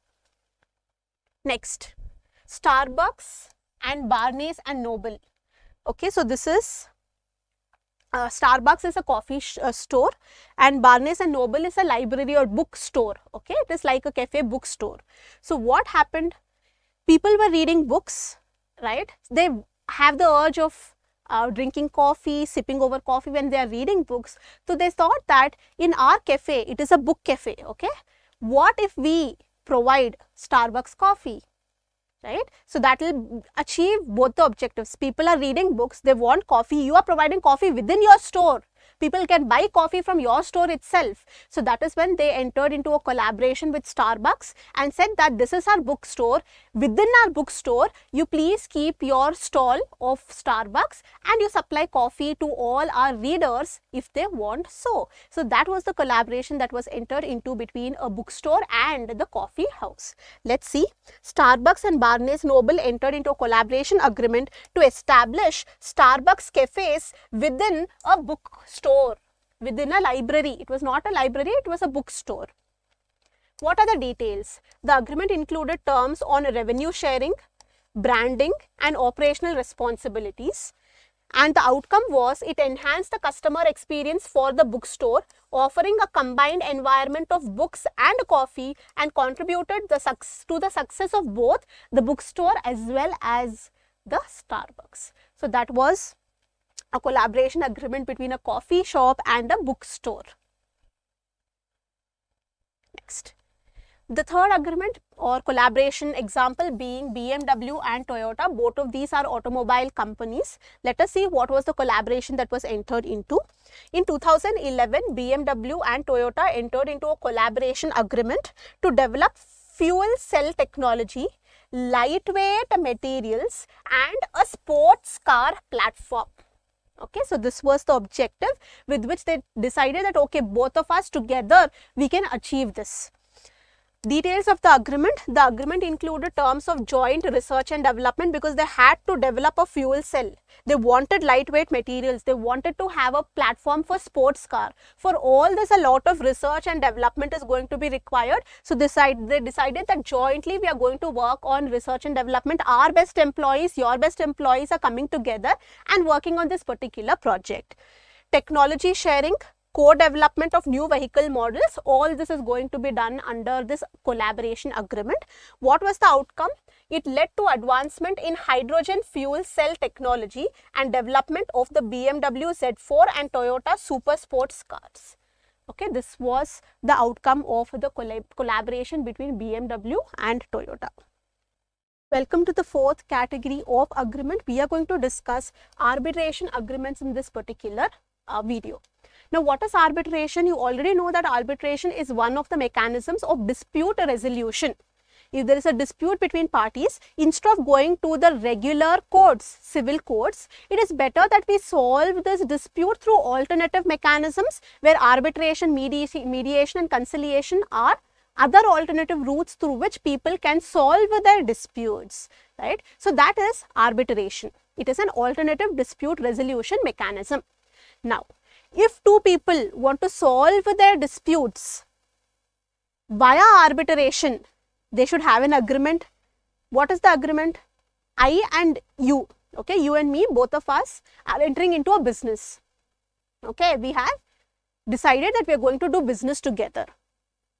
At this point in time, we are in a healthy relationship. There is no dispute. We are on the same page. But with times to come, there might be a dispute. I might want to take business to a different level at a different angle. You might want to plan something else for the business. Our points of opinion are not matching to each other. There are disputes that are creeping in into the business. What is the regular course of action? We are going to go and approach the regular courts.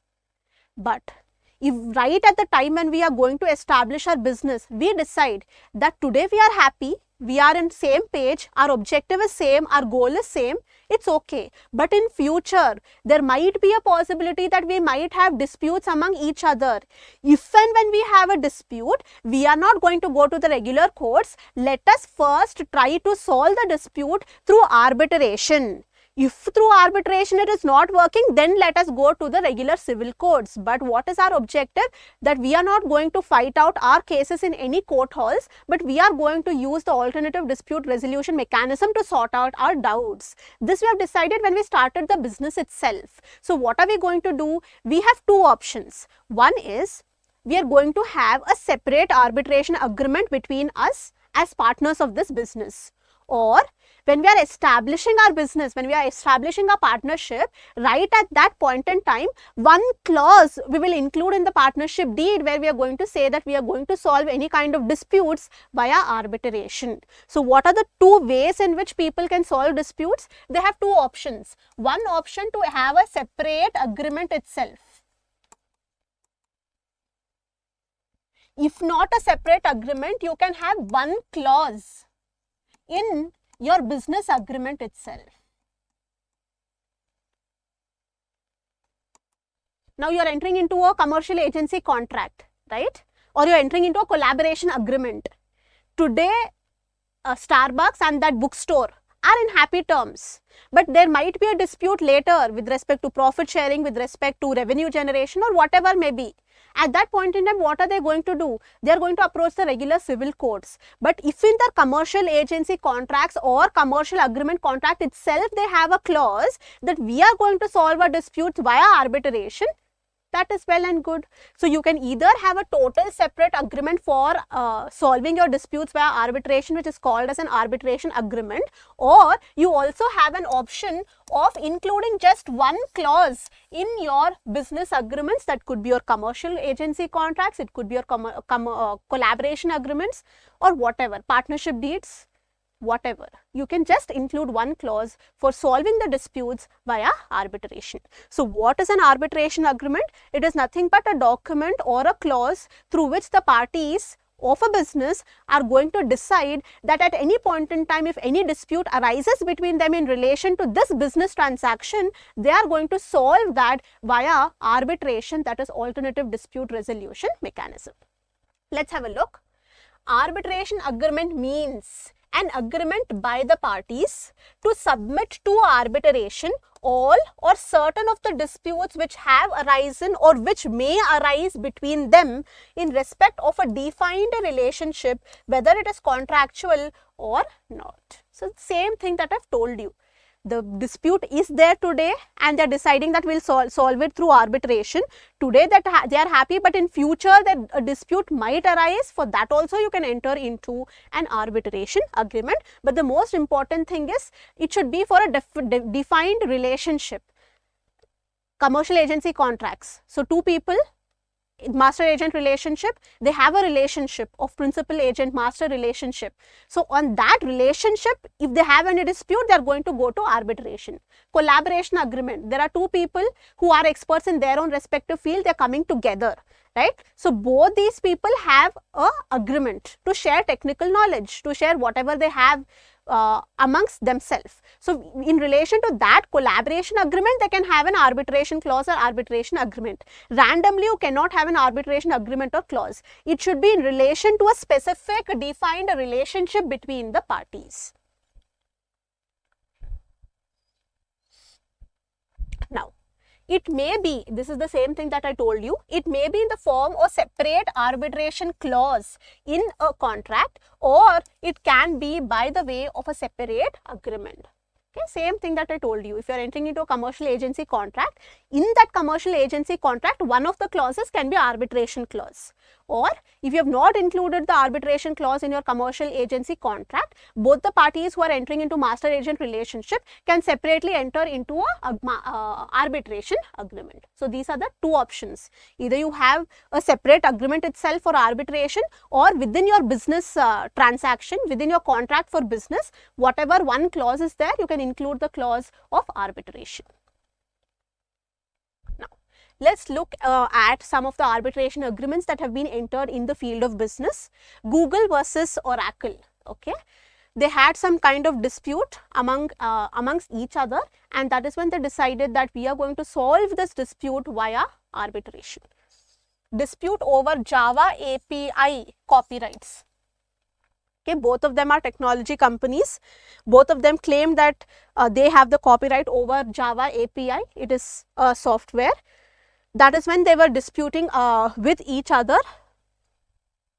and they decided that let's not go to the courts, but we are going to solve the dispute through arbitration. Second one is Uber versus its drivers.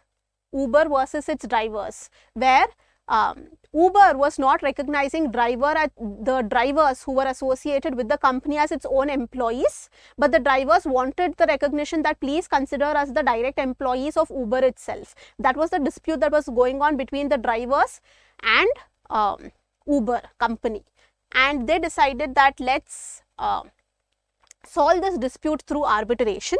It was classification of drivers as employee or independent contractors. That was the dispute between the company itself and the drivers of the company. They tried to solve this matter by arbitration. Volkswagen emissions scandal. Okay, it was between the dealers of Volkswagen and the Volkswagen company itself. Okay, the suppliers and the dealers following the emission scandal. Okay, there was some dispute. They had some standards. The dealers were following some other mechanism. At some point in time, there was a tiff or a dispute between the dealers and the company itself, and they decided that with respect to this emission test or emission test scandal that is taking place, we are going to solve the dispute via arbitration. We are not going to take this dispute between the dealers and the company to the courts. We are going to solve it through arbitration mechanism.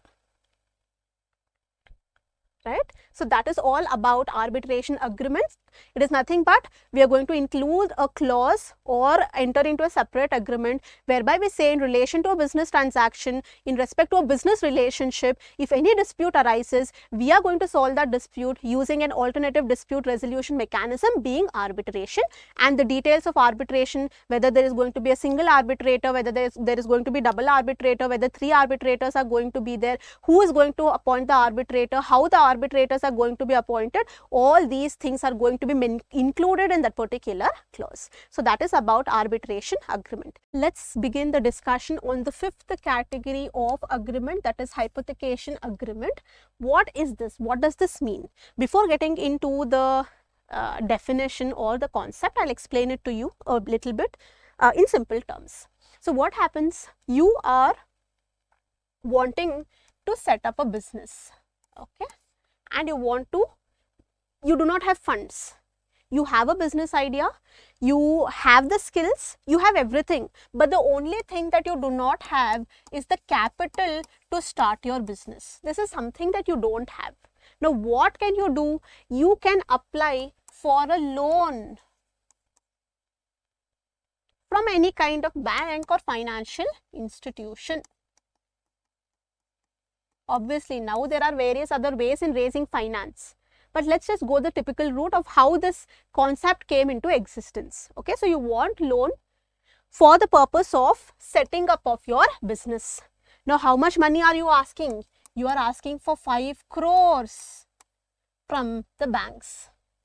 Will they simply give you 5 crore rupees on mere business idea? They should know first, they will not know your capabilities because you are a customer. They have not seen you establish any other business previously. They don't know your capabilities, they don't know your skills.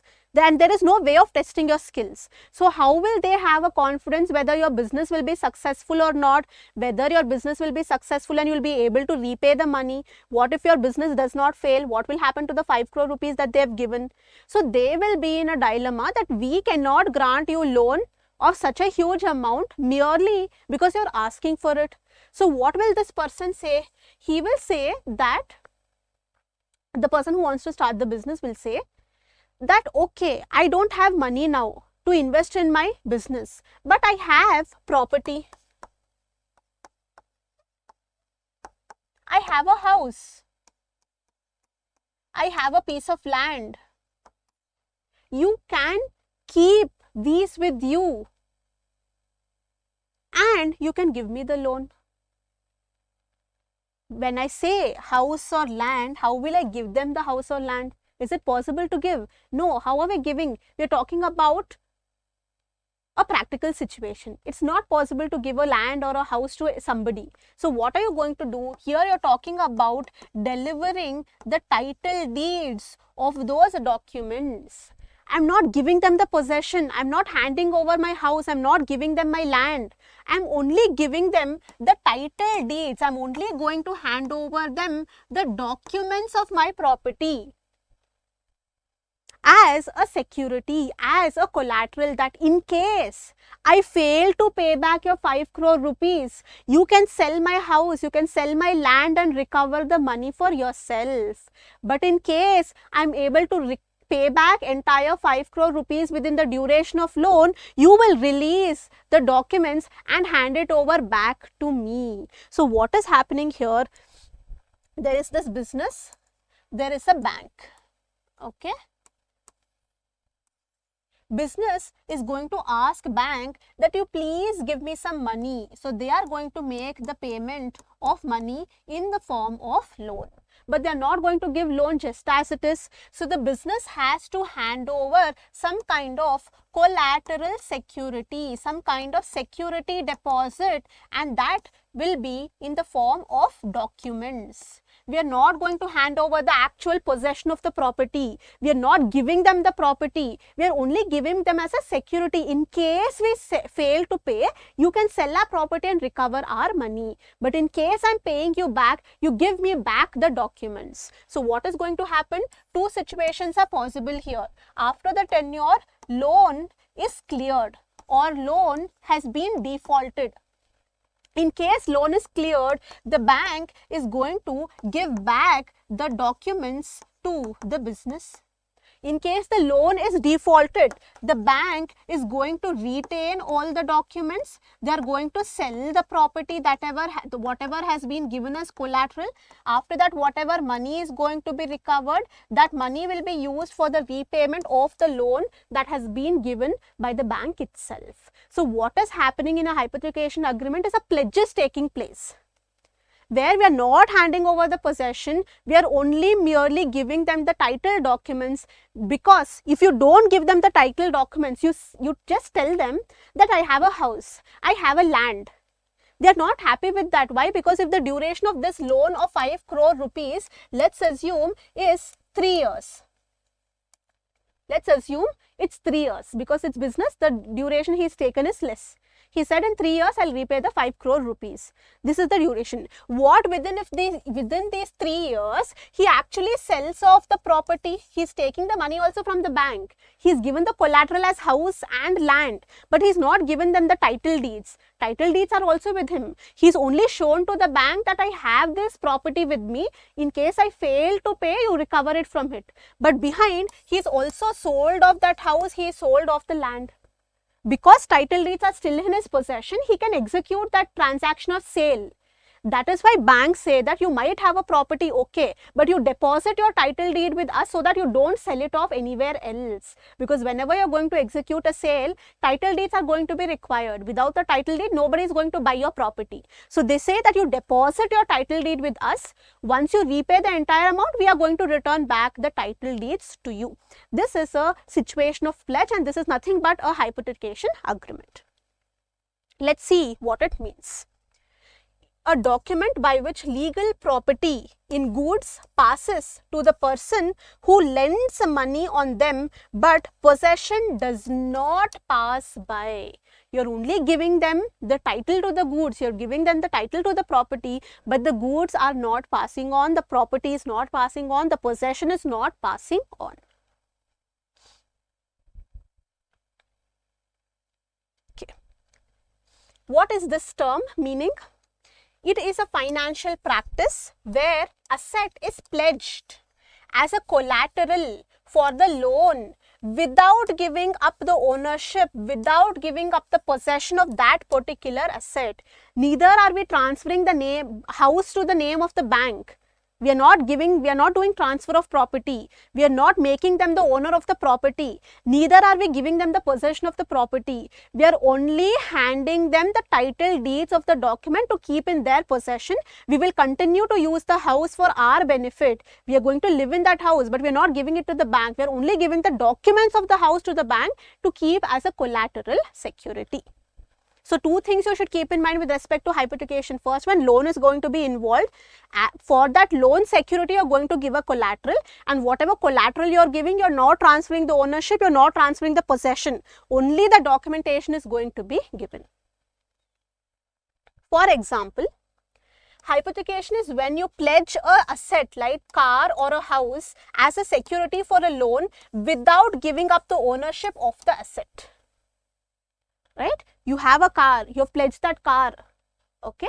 In case you don't repay the loan, they can take your car, sell it and recover the money. You're using the car on day-to-day basis, even when the pledge is created against that particular car.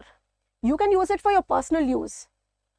But when you fail to pay the loan, they will have a say or a stake on your car. If you fail to repay the loan, the lender can take the asset to recover the money.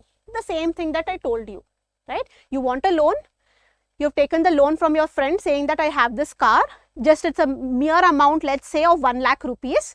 That friend also needs some collateral security. He will say that what if you don't give me 1 lakh rupees within 1 year, your car, I will take it. I will take it for my possession. He will say, okay, I will agree, take these other documents of the car. He'll give it. What is going to happen if within 1 year he is able to pay the 1 lakh rupees, that person is going to give back the car documents, but till then that person itself is using his own car. Only if he fails to pay 1 lakh rupees, the lender is going to come and take the car and go. Either he'll use it for his own purpose or he'll sell it and get the money and use it for the loan that he had given to that person. So that is hypothecation, where you're using a property, a asset for collateral for a loan that you have taken, and the possession, ownership is going to still continue with the borrower of the money. It is going to move to the lender only when there is a failure in repayment of the amount. For example, imagine you want to borrow money from a bank. The bank wants some kind of security to ensure that you will pay back the loan to them. You offer your car as a collateral, but you still need to use it daily on a day-to-day basis. You can continue to use it. In this case, you can use the concept of hypothecation, where you're going to create a pledge on your car, where you promise the car to the bank as security for the loan. You still keep it, the ownership, and continue to use the car on day-to-day basis. if you fail to repay the loan, only then the bank will have a right to seize your car. If you are paying the loan, then there is no need for them to take the possession of your car. So this is a simple example of hypothecation agreement. Now, key point is, like I told you, the borrower, the person who is giving his asset as a collateral, he retains the possession, he retains also the ownership, and he continues to use that particular asset during the entire loan period. The ownership and the possession of the asset is going to go to the lender only and only in case there is a failure to repay the loan amount. This is the key point that you have to keep in mind in hypothecation, that ownership is not transferring, the possession is not transferring, everything is going to continue to be in the name of the borrower of the funds. He continues to use it during the entire loan period. Only if he fails to repay the loan amount, that is when there is going to be a change in ownership, that is when the possession is going to be taken away from the borrower. Now, let's have a look at some of the agreements in the business environment. TELSA's hypothecation with the bank for loans. So, again, it is a manufacturer of cars. They wanted loan for expansion of their business. That is when they took the loan and hypothecated their assets for the purpose of taking the loan. So, the Tesla is an electric vehicle manufacturer and has used a hypothecation agreement to secure loans from various banks and financial institutions. What were the details? They hypothecated the assets including its gigafactory, other properties to secure large loan for expanding its production capacity and research and development efforts. So, it wanted to expand its business, it wanted to put more money in research and development. For that, it wanted huge sum of money. Automobile means you can imagine the kind of money the manufacturers will require. Even to create a dealership of automobile, you need crores of rupees. Imagine the manufacturers. So, they needed a lot of money. So, they approached the banks and financial institutions because they did not want to dilute their stake. So, what they did, they went to the banks directly and asked for loans. The bank approved the loan. They said that you give us some kind of security. So, they had their own factories, they had their own properties. They have directly pledged those documents and said that you give us loan. Once we are developing a new product, sales are going to happen, we are going to repay the loan and you give back the property for us. What was the outcome? It was able to access necessary capital to expand its business operations without having to sell off the assets or dilute its equity. It helped to maintain its growth trajectory and continue to have innovation in the electric vehicle segment. So, that was the outcome of hypothecation of their factories and other assets. Next, Kingfisher Airlines, and they have hypothecated their aircrafts. So, initially when they started, they had only a handful of airplanes, but once they wanted to expand their business, they wanted more aircrafts, they wanted more capital to expand their business. That is when they decided that we already own aeroplanes. If we pledge these aeroplanes to buy new aeroplanes, what better, right? So, that is what they did. Kingfisher Airlines and Indian Airline, it used to hypothecate to secure loans from various banks and financial institutions. They want money for business expansion. They went to the banks and they said that we already own a lot of planes. You can keep these planes documents with you and give us loan. Once we are able to repay the loan, you hand over the documents back to us. Details: the airlines hypothecated its fleet of aircrafts. It had a series of aircrafts. All those aircrafts were hypothecated and other movable assets to obtain working capital and other loan from lenders. So, working capital also they required it, other expansion also they required it. For that, they have hypothecated their aeroplanes itself. Outcome: ultimately, it has faced a lot of financial difficulties and it defaulted on the payment of the loan that it had taken, and that is why you know what has happened to the Kingfisher Airlines. The hypothecated assets were seized by the lenders, leading to a protracted legal financial recovery process for banks that has been involved, and after which you know what has happened with Vijay Mallya as well, right? So, this is one bad example where hypothecation was done, loan was taken, but they were not able to pay back the loan. That is when the banks had to seize all the aeroplanes or the aircrafts that they had and recover the money that was due to them. Third, personal capacity. So what we saw earlier was the personal capacity as Kingfisher Airlines. Now we are going to talk about Vijay Mallya in his personal capacity as an individual businessman. In his own name, he has taken a loan and he has given the shares of his company as pledge. Okay, shares carry value, right? If you have shares of any company, those shares can be pledged for taking loan. You've already studied this in your CS Executive Company Law as well as in capital markets. You know you can pledge your shares to take loans, right?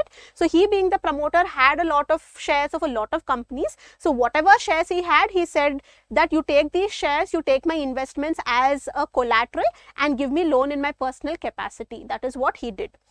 Vijay Mallya hypothecated his shares of his company to secure a loans. Let's see what happened. You already know the outcome. Mallya pledged his shares of United Breweries Holdings and other companies he controlled to secure finances for his ventures. So whatever he was trying to do for further investment in his personal capacity, also he has taken loans, and whatever shares he had specifically in United Breweries Holdings, he has pledged his shares. The outcome is, after the failure of Kingfisher Airlines, even Mallya defaulted in all his personal loans and banks tried to recover their money by selling the shares.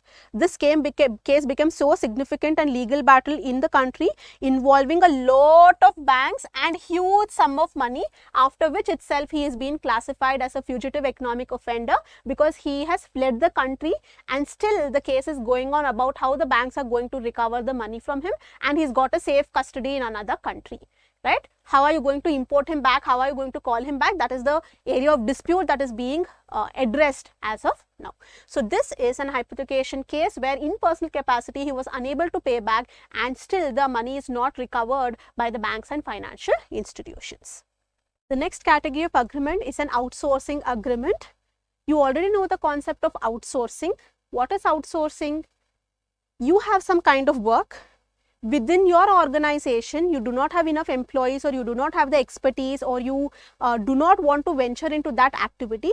You give that work to somebody else and get it done from them. That is outsourcing.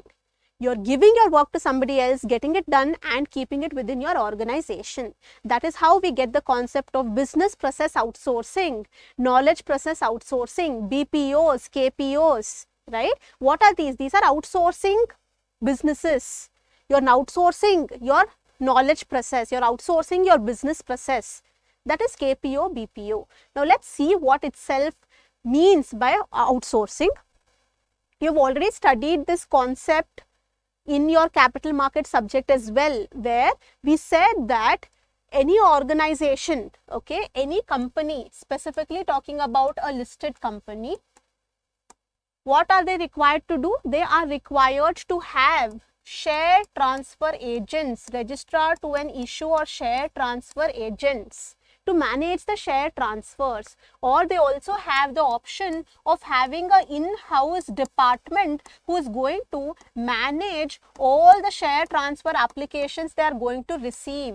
Two options are available with them. Either within your company you create a department who is going to handle these issues with respect to investors, their complaints and share transfers, or they are already experts in the field. One intermediary is there only to handle these applications. You outsource your company's all share transfer applications to that intermediary. They are going to execute everything on your behalf. But after you reach a certain limit, mandatorily you have to have a share transfer agent, or your in-house department itself should get a registration as a share transfer agent.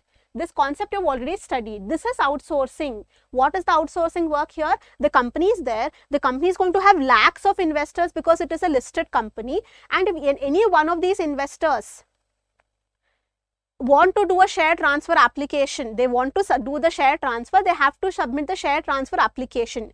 Imagine the amount of share transfer applications this company is going to receive because it is a listed entity. Public at large are there who are its shareholders. How is it going to process so many share transfer applications right in the given time frame? Because for every share transfer, time period is there. If you don't do it, you are going to held liable and penalty can be imposed. So in that case, because the company itself is already engaged in its business activities, everybody is occupied. For the small work of share transfer, if it is going to do the work by itself, it is not appropriate. Plus, you already have experts in the field who have license from SEBI to function as share transfer agents. Why can you not outsource your work of share transfer to these share transfer agents? So any application that the company receives with respect to share transfer of its company's shares, it is going to be handled by the share transfer agents. They are going to do all the work, all the execution work, and maintain it on behalf of the company. This itself is outsourcing. You have some work, you are giving it to an expert outside your organization, getting it done for your company. That itself is outsourcing. And when this outsourcing is being done, the company has to enter into an outsourcing agreement with the person to whom it has outsourced its activity. Here the company has to enter into an agreement with the registrar and share transfer agent for outsourcing its work or share transfer applications. That itself is outsourcing. Right? For example, we are an academy, okay? We are providing you coaching. We are so busy engaged in creating the content, creating the classes, making the PPT, making the notes. We do not have the time of actually publishing the books. You get soft copy. We do not have even the time of looking at publishing the books in hard copies and then ensuring that these hard copies are reaching the students at their address, because it is an online setup. We don't have students coming to our office that we are going to give them or hand over the book when they come and attend the classes. It's an online setup. We have students all over the country. So how are we going to do this? What we can do is we can look at outsourcing this work, that as soon as an admission is done, we are going to give the details to you. You are going to ensure that whichever module, whichever level of the program you are, the books are going to be dispatched to you. We can outsource the work of dispatching the hard copies of the books to some other person. That is outsourcing. We are outsourcing the entire management of hard copy of notes and materials to be dispatched to the students. That can be an outsourced activity for us as an academy, because we are a small team. That can be outsourcing, right? So for depending upon what is your business, what kind of work is there, outsourcing can be done. Let's have a look at what is the theoretical aspect. Outsourcing is the contracting out of a company's non-core, non-revenue producing activities to specialists. That is very, very important. Your core area, I am a practicing company secretary. I cannot outsource the incorporation work I do to somebody else. I cannot outsource my secretarial audit work to somebody else. That is my core area. It is my specialty. That is my business. I only have to do it. Nobody else can do it, right? What you can outsource is some administrative work, some kind of, what do we say? Non-technical work, right? That kind of work can be given to the specialist in that particular area. Outsourcing is a strategic management tool that involves the restructuring of an organization around what it does the best, its core competencies. You want to put all your efforts in what you do the best in developing your business. We as company secretaries, as teachers, we are very, very efficient in teaching.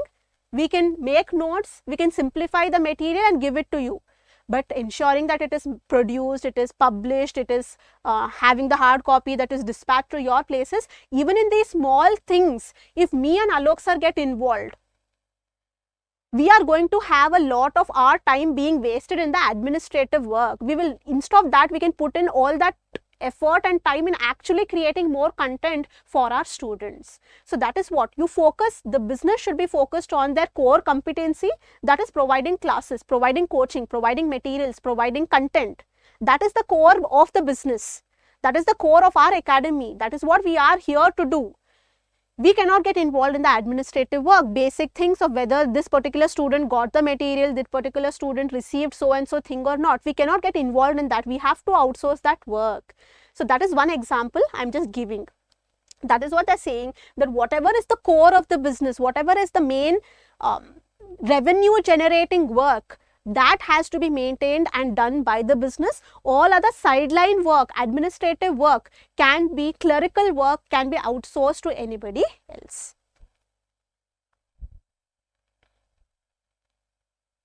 Now, let's look at some of the outsourcing agreements. Google and Genpact. Okay, Google has outsourced various business processes to Genpact. Google has outsourced human resource and procurement processes to Genpact. So if Google wants to hire any person, okay, they want to maintain the there is a lot of work in the HR department with respect to pay slips, with respect to what is the joining date, what is the exiting date, experience letter, appointment letters, your registrations with PF authorities. N number of compliance requirement is there for any HR department of a huge company. So imagine Genpact, the Google is such a big company, how many employees they are going to have. If they get involved in all the basic work of giving pay slip, etc., how difficult it is going to be. Their area is technical.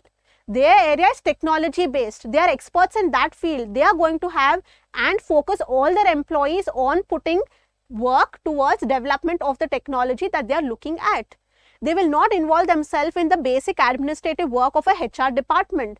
That is why they have decided that anything relating to personnel, HR, all that work we are going to give to Genpact. Benefit for Genpact, it got a high profile client and the opportunity to showcase its capabilities in business process segments. What was the benefit for Google? It was able to streamline its operations and focus on the core competency, that is technological development.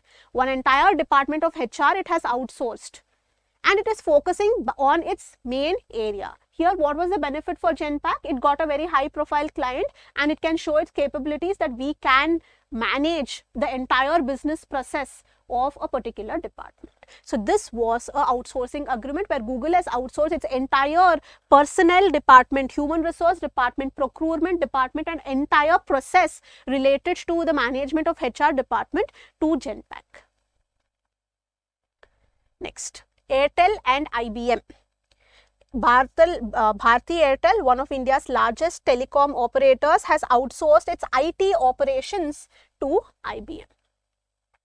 2010, Bharti Airtel has signed a 10-year deal with IBM, reportedly worth around $1.5 billion. IBM was responsible for managing Airtel's IT infrastructure, including servers, softwares, and IT services. This allowed Airtel to streamline its IT operations and adopted an advanced technology solutions. So it has outsourced its IT operations to IBM. Let's get to the discussion on a new type of agreement, that is agreement for assignment. What is assignment? Is it the regular assignments that we give as faculties to the students that write a homework, this is your assignment, please submit on a so and so date? What is assignment? When we are giving some kind of task to somebody, that is an assignment. We being teachers are giving you the task of writing a note, writing a homework, doing a practical work, doing some kind of assignment related to your subject. That is assignment. Apply the same logic, same concept even to the world of business, that where I have a business, I am the owner of, let's say, a book, or I have developed some software, or I have developed some goodwill for my business. All this I own, I have created, I have developed. Now, how do I ensure that this reaches the final outcome for which it has been created, or who can use it in the most effective way, efficient way to give me more results? I am going to assign my copyright, I am going to assign my goodwill, I am going to assign my software development rights to somebody else, to some other business which is an expert in ensuring that that reaches the outcome. I am an expert, maybe I am an author. My focus entirely should be that I will put all my time, effort in actually writing books. I am a software developer. I want to put my maximum time in developing newer softwares. I have developed one software that is successful. Now, if I run behind selling the software and making money, where will I get the time of developing new software? So what I can do is, I'm developing one software, I'm selling the right associated with that software to somebody else, and I will focus more on creating more softwares. So what am I doing? I'm assigning a part of my right to you. I am the owner of the software, I am the owner of the book. I have the right to make all the money out of this software or this book, but what I'm doing, I'm sharing my right. I'm assigning my right to you, where a particular task associated with the right is delegated to you. I am assigning my right to you. I have a right to sell the software. I am assigning my right to sell the software to third party to you. You ensure that it is sold in the market. That is assignment, where we are delegating our work to somebody. We are sharing our right with somebody. So what is it? Assignment is a form of transfer of property, and it is commonly used to refer as a transfer of an actionable claim, transfer of a debt, or transfer of a beneficial interest in any kind of movable properties. So what are they saying here? There is a transfer that is taking place. I told you, I'm transferring my right. I'm assigning my right to somebody else, right? That is what it says. Now, an important aspect of intellectual property law is to deal with assignment agreements. So generally, assignment agreements are predominantly in the business environment used in the intellectual property laws. The transfer of an actionable claim is usually called as an assignment thereof. So it's just the same thing, whether you are having a copyright over a article, over a book, over your software, the coding that you have done in with respect to your software, that, or you have a right to your goodwill, to use the brand name, to use the logo. You are the owner, you have developed it over so many years. No, you are giving somebody else the right to use your logo. You are giving the right to somebody else to use your brand name for a specific reason. You're sharing your right, you're assigning your right to somebody else, you're transferring your right to somebody else for a specific reason. That is assignment. Let's see, generally, for example, the kind of agreements that we enter in the business scenario is the assignment of patent, assignment of trademark, assignment of copyright, assignment of business and goodwill, etc. So we are going to share some right associated with the intellectual property rights that we have as owners of IPR. Let's take a quick example and hypothetical situation. There are two parties involved in this case. Whenever we are talking about an agreement, we know two parties are required to be there. Here we are talking about assignment. So one is going to be the assigner and one is going to be the assignee. Okay.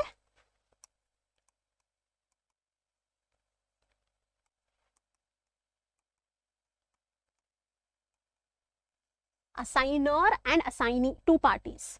Okay, let's see. Author or creator, he is John Doe, a software developer. Okay, Mr. John is a software developer. He is the creator of a software. Okay, he is a software developer. He's generated the software, he's done the coding, he's reached to an outcome. A software has been developed. There is assignee. Okay, assignee, Techno Innovations Inc. It is a software development company. He's a software developer and that is a development company. These are the two parties. Now, Mr. John has developed a new software application called Smart Inventory, which helps in business tracking and managing their inventory in an efficient way. So, what software he's developed? Very, very useful software, where through that software they are able to track the inventory, what stock is getting over, what we have to manufacture more. Basically, about their inventory requirements, everything is going to be maintained in that particular software. There is this company, Tech Innovations, which is interested in acquiring the exclusive right of the software to develop it further and commercialize it.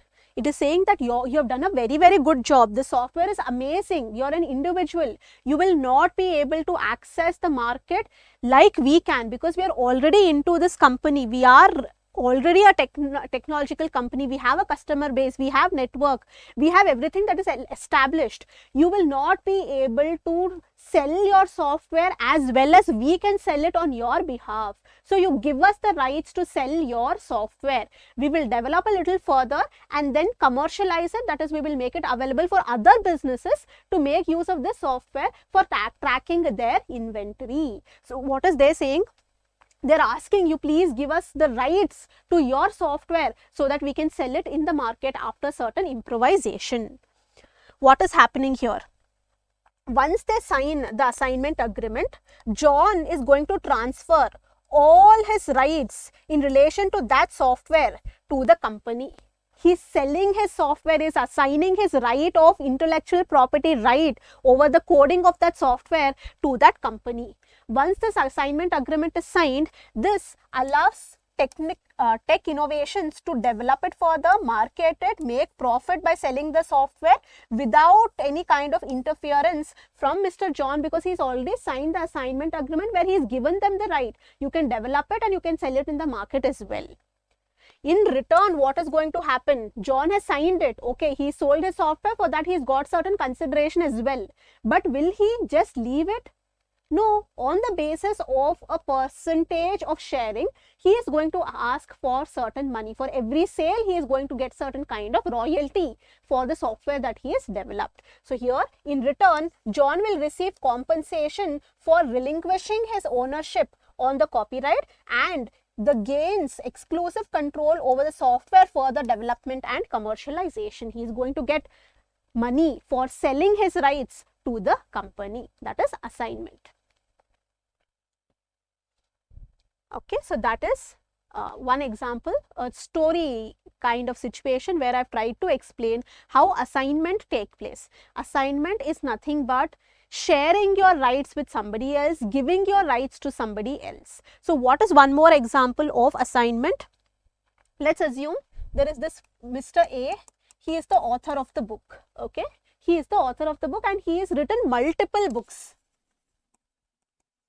Very active writer. In 1 year, at least one book he writes and publishes. Now, what happens if this particular person, he gets busy in actually looking at how to do the publication of the book, how to think about the distribution of the book, how to think about how much sales of the book is taking place? Will he get the time to write the next book? Not possible, right? So, what he can do is he can assign his right. He can assign his right. What is assigning his right? He can assign his right. He can retain the copyright with him. He is not selling his copyright. In the example where we saw, he actually sold his software to the company. But here, Mr. A can still retain the copyright over his book. He is only going to share that right with respect to publication and distribution, where he is going to say that I am going to write a book and hand over to a publication house, and that publication house will be entrusted with all the duties, all the responsibilities with respect to publication, distribution and ensuring the sale of that particular book. You're just writing and handing it over. You're assigning the work with respect to publication, distribution and marketing and sales of your book. So, you've assigned the right with respect to your copyright to somebody else. So, this is one other example for assignment of copyright or assignment of transfer of intellectual property right. Assignment agreement. The next category of agreement is the shareholders agreement. This is most commonly understood from the company law perspective.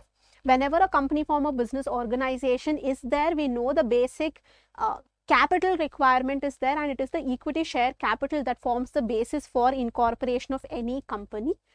Not only equity shareholders, there are even preference shareholders in the organization. You know all these basics.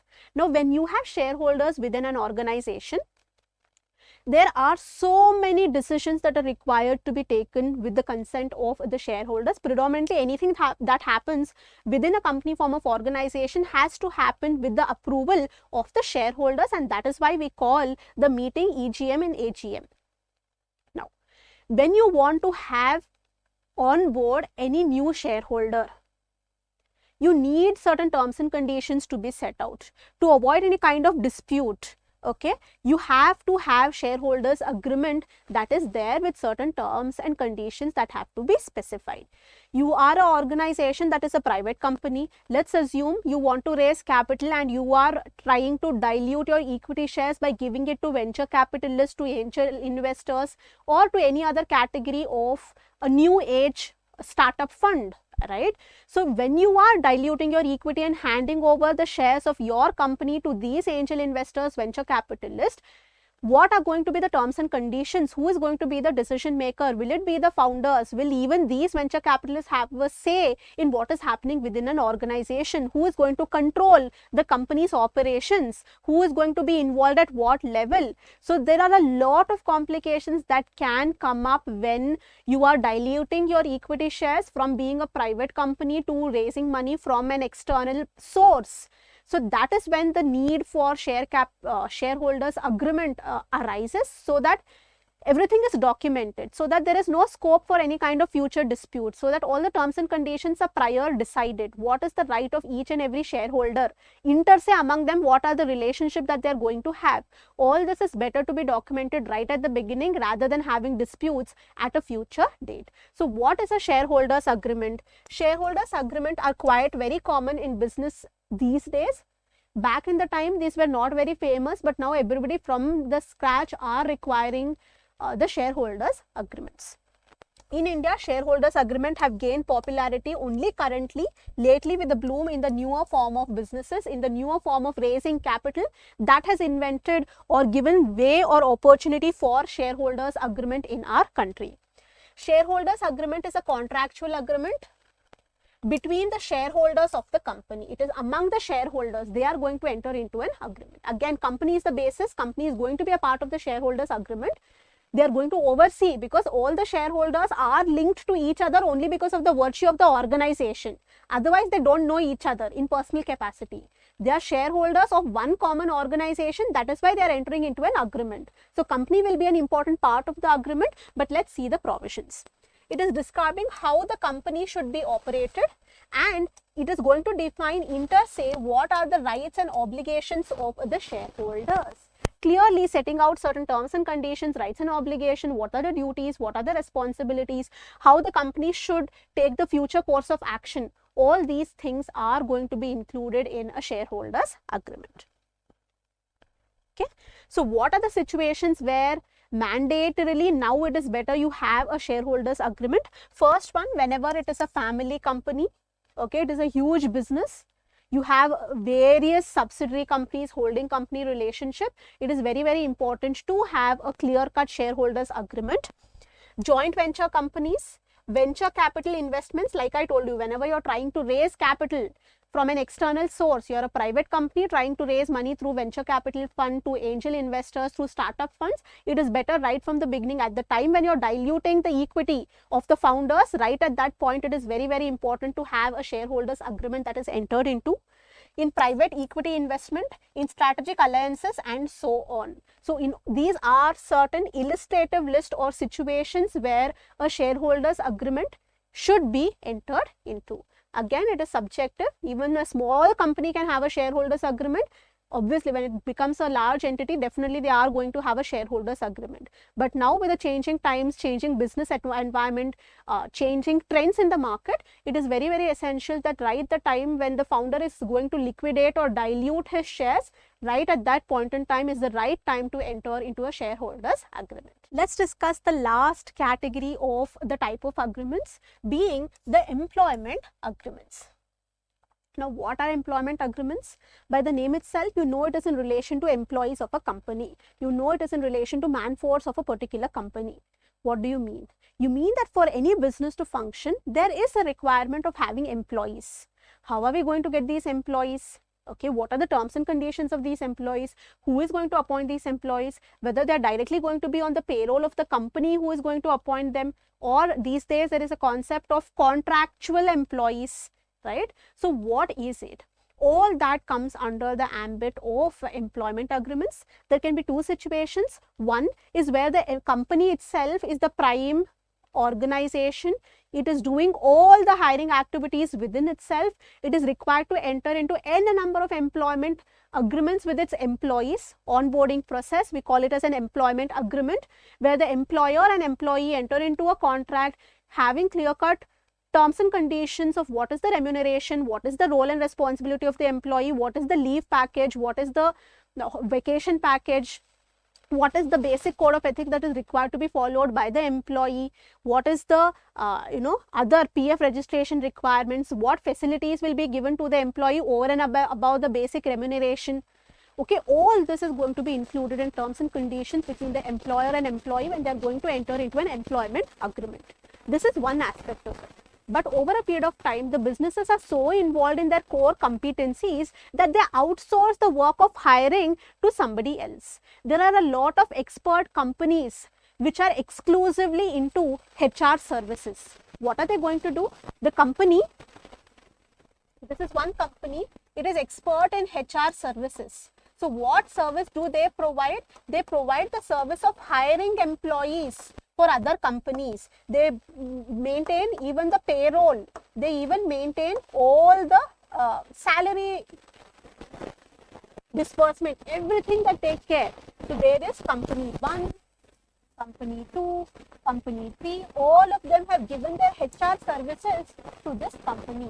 So whenever company 1 wants some kind of employee, they want a manager for, let's say, business processing, they will contact this company that you have entered into an employment agreement with us, you have agreed to provide employees to us, this is the designation, this is the vacancy, this is the opening, please provide us these employees. So these also come under employment agreements whereby the companies enter into an agreement with other companies for the purpose of providing them employees, for the purpose of providing them man force. Okay.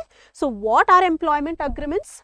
They are entered into between parties for the purpose of securing the availability of manpower for an organization. An organization is looking for other opportunity that you provide us the man force. You ensure that enough number of employees are available for us, for our work, for the kind of vacancies that we have. So these are employment agreements. Again, it is not much in depth, only superficially they have covered all these types of agreements. Why is that? Because this is lesson number 1. We are only going to brush through the overview of the topic. In the upcoming chapters, in depth, we are going to see what are these agreements, we are going to see what are the terms and conditions that have to be included, and we are also going to see how we are going to draft these agreements. Here we are only superficially understanding what is the concept. That is why even I have kept it very brief. We will do the in-depth discussion when we are studying these concepts respectively in the chapter in which it has been assigned for detailed discussion along with the drafting requirement. Let's begin the next topic for discussion, that is the term contracts. Till now we have seen what are agreements and various different categories of agreements. Let's move on to the next concept, that is linked to agreements. Now what is a contract? Generally, if I have to tell you, any agreement that can be enforced by the courts or enforced by law is a contract. What is a contract? A contract is something that is agreement enforceable by law. So for the existence of a contract, the basic is agreement. So if there is an agreement and that can be enforced by law, it becomes a contract. But to enter into an agreement, n number of steps are required. So for final execution of a contract, stepwise procedure are there, stepwise elements are there that are required to be present. So we are going to see the evolution of contract, how and from where the discussion about entering into a contract is going to be started. Now, let's identify what is a contract. They say the contract. For a contract, an agreement is giving birth to contract. So for the existence of a contract, they say the predominant or the basic element is agreement. If agreement is there, that is giving birth to a contract. So now let us see actually what are the various steps in arriving at a contract. Okay, first, proposal or offer. Okay, we use both the terms, proposal or offer. What is a proposal? Where one person asks something to some other person. For example, A and B. Two people. A is the offerer, means he is asking. B, he becomes the offeree. To whom the question is being asked, he has to give a reply. He is the person to whom the question is asked. What is the proposal? Let's talk purely in business terms. Let's assume this contract is the contract for, let's say, supply of raw materials. A is the business, B is the raw material supplier. A is the business, B is the raw material supplier. So A goes to B and says that this is my business. For me to manufacture my products, I need certain raw materials, and you are the manufacturer of that raw material. So you give me your raw materials at so and so price. Let's enter into a contract that every month you're going to give me so much quantity of your raw material so that I can manufacture my products. He's going to give a proposal, he's going to give an offer that I want to collaborate with you, I want to enter into an agreement with you because you provide the best raw material, your quality is the best of what raw materials I'm looking for, your business provides the best quality of raw materials, I want to enter into a contract with you. He is giving an idea, he's giving a proposal. It is left to Mr. B, that is the raw material supplier, of whether I should accept or not accept.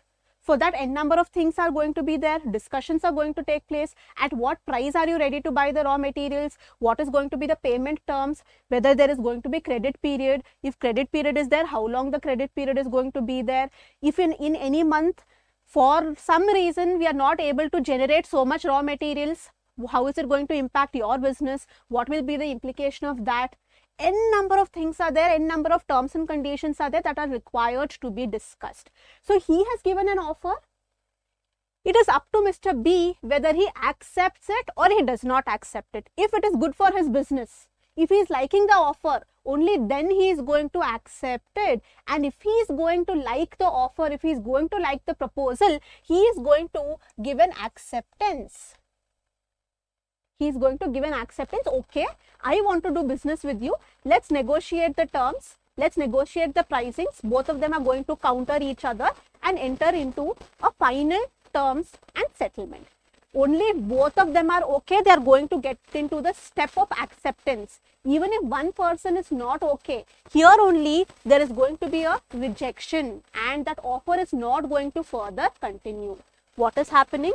Let's take the same situation. Offer is there. Okay. What is the offer? Offer is for supply of raw materials. There is business and there is raw material supplier. Okay. These two people are proposing to enter into business. He has made an offer to the raw material supplier with certain terms and conditions to enter into the contract for providing raw material for his product. Right. Now, what may be the situation? He will have two options.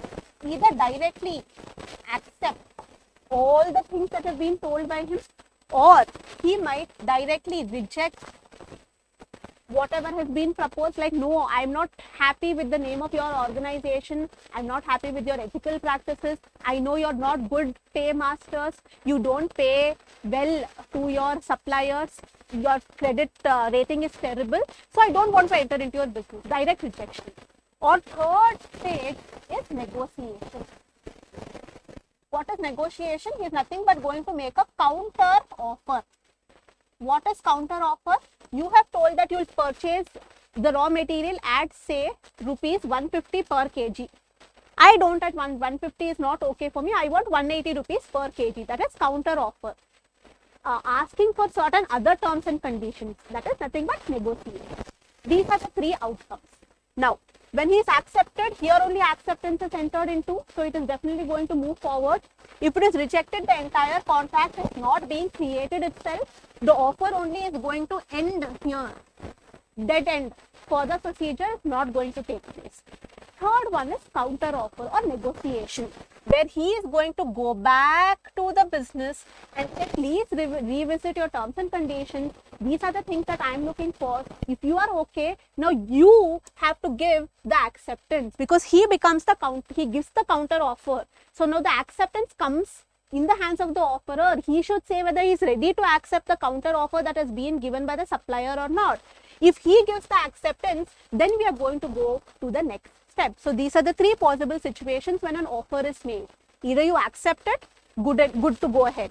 You reject it, full stop, no more further discussion. Or you give a counter offer. You're proposing something, you're negotiating, and then if that is accepted, by the initial original offerer, then we are going to go to the second step. So what is the second step? It is nothing but acceptance. If the proposal is going to be accepted, if the offer is going to be accepted, if the counter offer is going to be accepted, then we are going to move ahead in the ladder.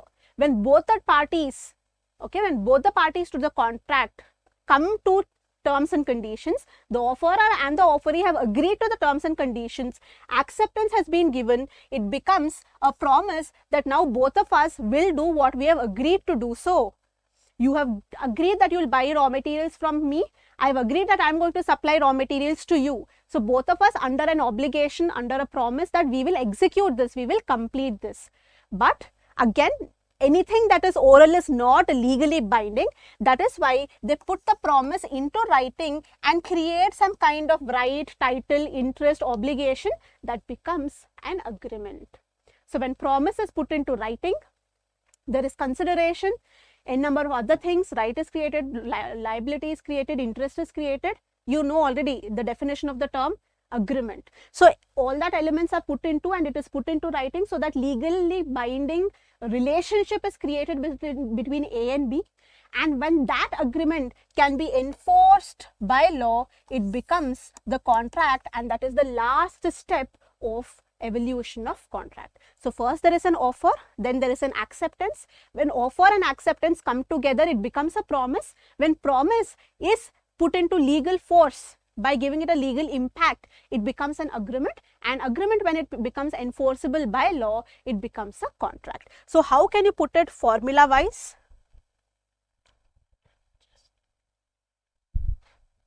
Offer plus acceptance. This is also called as proposal, okay, is equal to promise. Promise plus consideration plus other legal requirements is equal to agreement. Agreement plus enforceability by law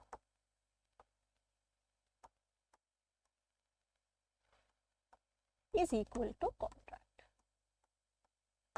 These are the basic equations that you should keep in mind when you know how you are going to evolve a contract. So again, I'm not going to go into the basics of how offer is required to be made, how acceptance is required to be communicated, when promise is fulfilled, when promise is not fulfilled, what promise is valid, what promise is invalid. All these are in-depth concepts of Indian Contract Act, and I assume that you're already well versed with the Indian Contract Act because you've studied that at the CS executive level. So I'm not going to get into the details of teaching basic elements of Indian Contract Act. But let's go through the stepwise procedure and see what is the definition that is being provided for each one of these steps. First one being proposal. What is a proposal? As per section 2, subsection A of the Indian Contract Act 1872, they have defined the term proposal as when one person, Mr. A, signifies his assent to another.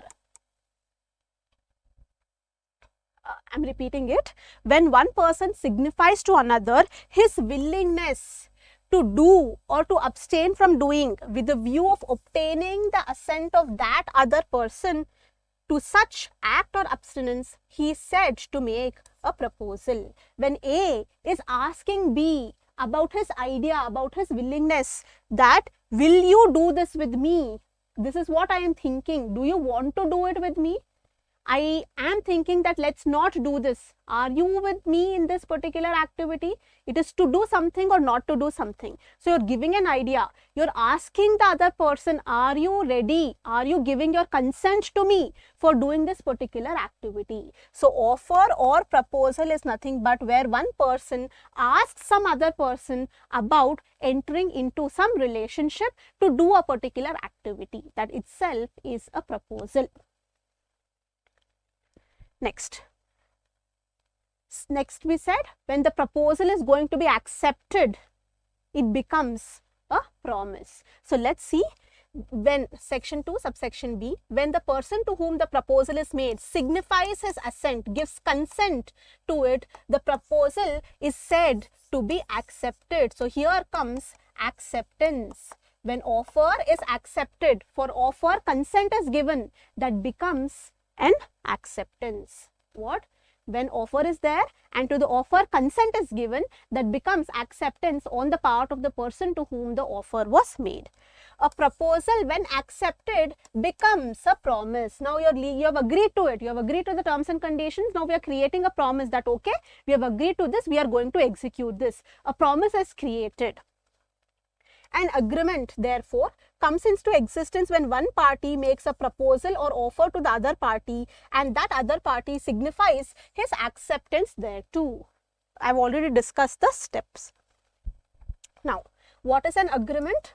Every promise and every set of promises which is forming the consideration for each other is an agreement. So, agreement is based on a promise. So, I told you, once you're giving the legal impact, when you're creating a legally binding agreement, that promise put into writing with n number of other conditions to be fulfilled, it becomes an agreement. Lastly, contract. An agreement which is enforceable by law becomes a contract. So, this is what I have been explaining right from the beginning.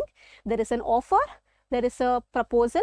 Once that is accepted, it becomes a promise. When promise is put into writing and put on paper and legal binding is created, that becomes an agreement. When an agreement can be enforced by law, it becomes a contract. That is nothing but you're executing your agreement, that becomes a contract. So, this is the life stage for bringing about the existence of a contract. Now, every contract is an agreement, but every agreement is not a contract. Again, this is one statement that they ask you to give an explanation. They give the statement and say justify. They give the statement and say comment. So, how are you going to do? They are saying that every contract is definitely an agreement, but every agreement is not a contract. It's not vice versa. Why? Because every agreement is not enforceable by courts of law.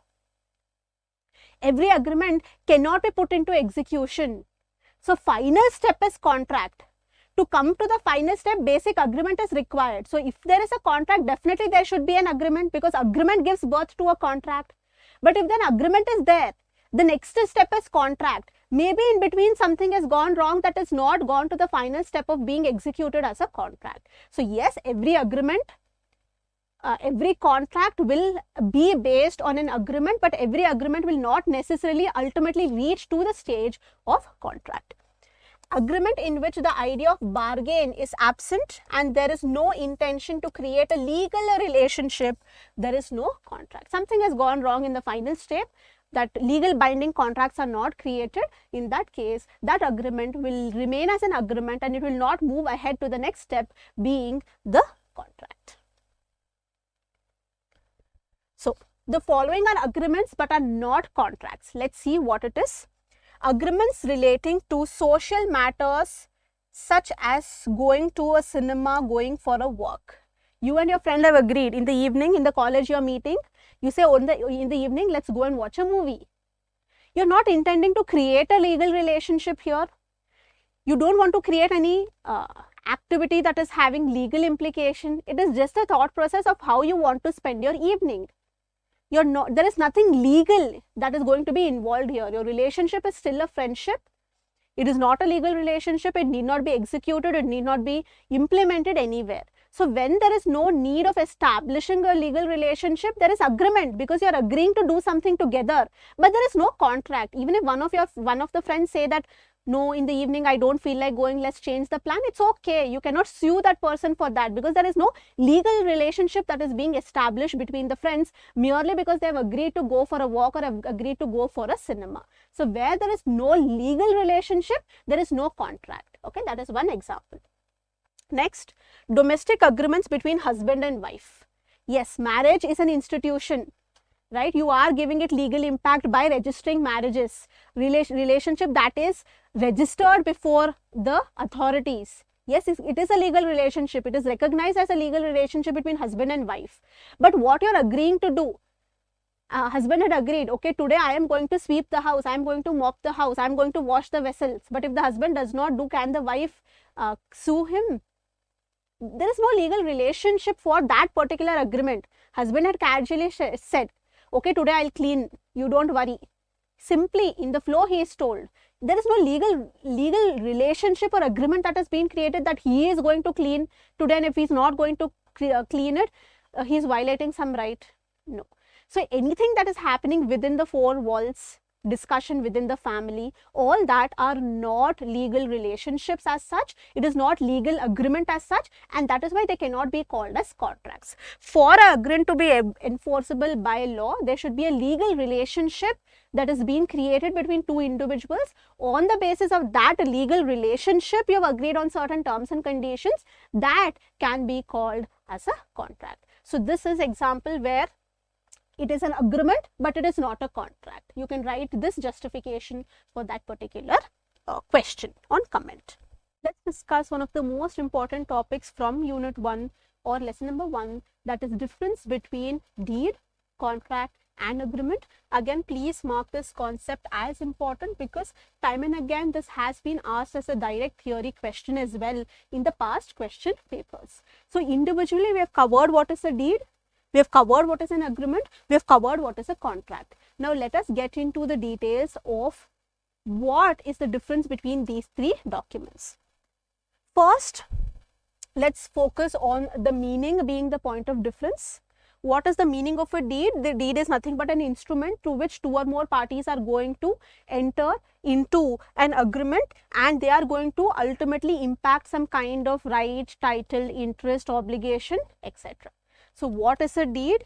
Deed is a term that is used to describe any instrument whereby two or more parties are going to enter into an agreement to effect any kind of right or liability. For example, you know, it is sale deed, lease deed, mortgage deed, all that. What is an agreement? Agreement is nothing but a set of promise or multiple promises put together, which is going to form a valid consideration for each other's promise. That is going to be an agreement. We have already seen the term agreement, what are the various categories of agreement, and we have also seen the definition of agreement in the stage or evolution of contract. So what is an agreement? It is every promise and set of promises which is forming a consideration for each other. Because when there is a promise, two people are going to be involved. A has promised something to B. In return, B also has to say something to A. So there is mutual agreement between the parties. Mutually, they have decided to create this legal relationship between themselves. So one promise is forming a consideration for the other, and other's promise is forming a consideration. For example, the example that we took in the previous session with respect to supply of raw materials. What is here? A is the business. He is promising that he is going to buy the raw material. Here B is there. He is the raw material supplier. He is promising that I am going to supply the raw materials. So both are promising something. His promise, he has to make what? Payment. His promise, he has to provide those ultimate raw materials. He has to give those goods. So whenever there is a promise, the other party is also under an obligation. There is some kind of consideration to the promise that is going to be made. So every promise and every set of promises that are forming consideration for each other. There should be a relationship between two people that leads to the creation of an agreement. And lastly, when the agreement can be enforced by law, it is going to be called as contract. So this is the meaning of these three terms. Let's get into the more. How is it going to be created? Deed is always mandatorily generally put into writing. Agreement, it may be oral or may be writing, again depending, but as far as possible, any legal relationship should be established by writing. So yes, oral agreements are there, oral agreements are recognized in the courts of law, but it is open to a lot of dispute between the parties who are entering into oral agreements. So in the practical world, oral agreements has very little significance, because even now when friends are going to enter into an agreement for establishing a business, right from the beginning the documentation is required to be set right to avoid any kind of misunderstanding misunderstanding, any kind of dispute, any kind of conflict. So yes, oral agreements are recognized, but in practical world it is always put into writing. Contracts, again, it is required to be put into writing.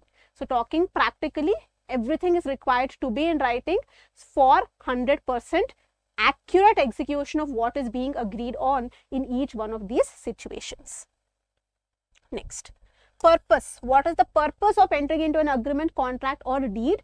Deed is because you want to effect some kind of right or liability. You want to sell your house, sale deed.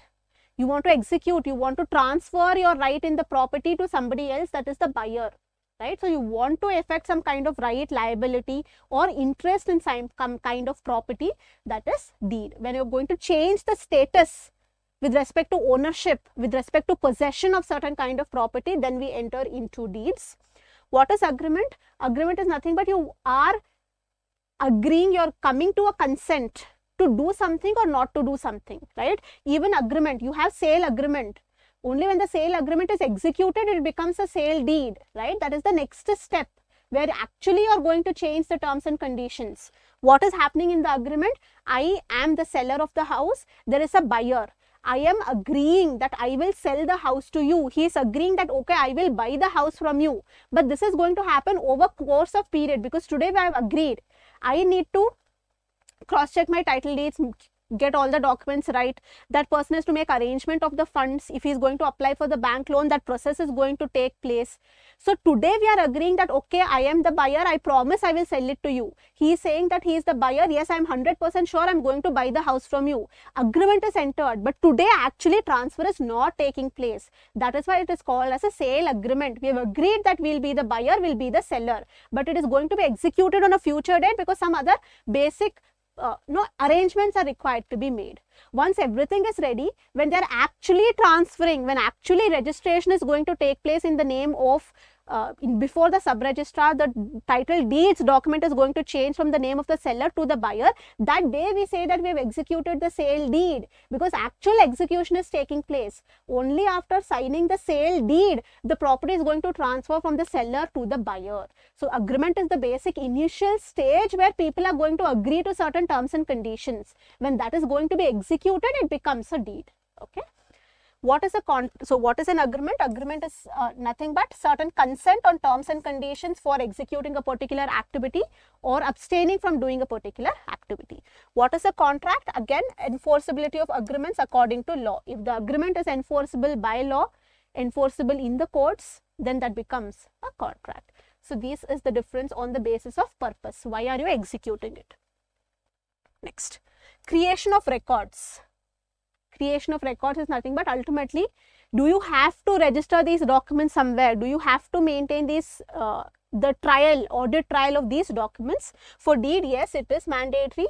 Mandatory registration under Indian Registration Act is also required. Registration under Stamp Act is also there.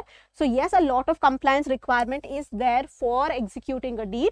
For agreement, it is not necessary because even oral agreements are permitted. So document as such is not mandatory. But if you are putting into writing, also maintaining the records or creation of records is not necessary.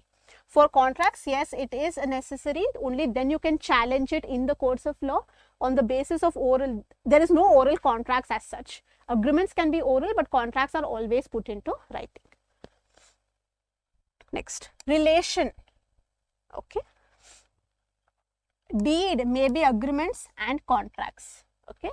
So yes, before the deed is the final stage when actual execution is taking place. Okay, so the basis of a deed, this is the final stage, final document that is created. So the basic element should be either an agreement or a contract, right? So for the deed to be in existence, there should be a contract, there should be an agreement. For agreement, there is no need for the existence of a deed or contract because this is the foundational document. This is the foundational document that is going to lead to the creation of a contract or creation of a deed. So agreement is the foundation document. Contract, it succeeds agreement. So first step is an agreement that will lead to the formation of a contract. Okay, and similarly agreement is the foundation. Only after agreement there is the execution of deed. Right? And when all things are put together, first is agreement, then is contract, and that contract further leads to the creation of a deed. So generally when it is relationship between business and business, a takeover is taking place or a merger is taking place or no acquisition is taking place, in that case two businesses are first going to enter into an agreement. They are going to sign the contract. On the basis of the contract, later the properties are going to be transferred from one acquirer is going to take over the property. Then the deeds are going to be signed. So multiple steps are there depending upon what is the situation. If it is just an individual transaction, only agreement and deed, two are sufficient. But when it is a huge transaction, generally agreement, from agreement there is a contract, and after contract, on the basis of the contract, multiple deeds are going to be executed. Next example, you can write on your own. We have discussed sale deed, lease deed, mortgage deed, gift deed. All these are various categories of deed. Agreement, we already have seen joint venture, collaboration, commercial agency agreements. You have non-disclosure agreement, confidentiality agreements, employee agreements. All these are categories of agreements. Contracts, agreements when it is put into writing and can be enforced by law, the same subject matter when it is going to be executed, that is going to become a contract. So again, you have the employee contracts, right? You have business contracts. All this is going to come under the concept of contracts. So that is it with respect to the first category of documents. Right from the first when we started, we are going to see 10 different categories of documents. We saw the meaning of the term document, introduction to document, why there is a need for maintaining documents, and we are going to study 10 important documents. The first category of that document was deed, agreement and contract, which we have completed. Circular is the second category of the document that we are going to cover in the next session.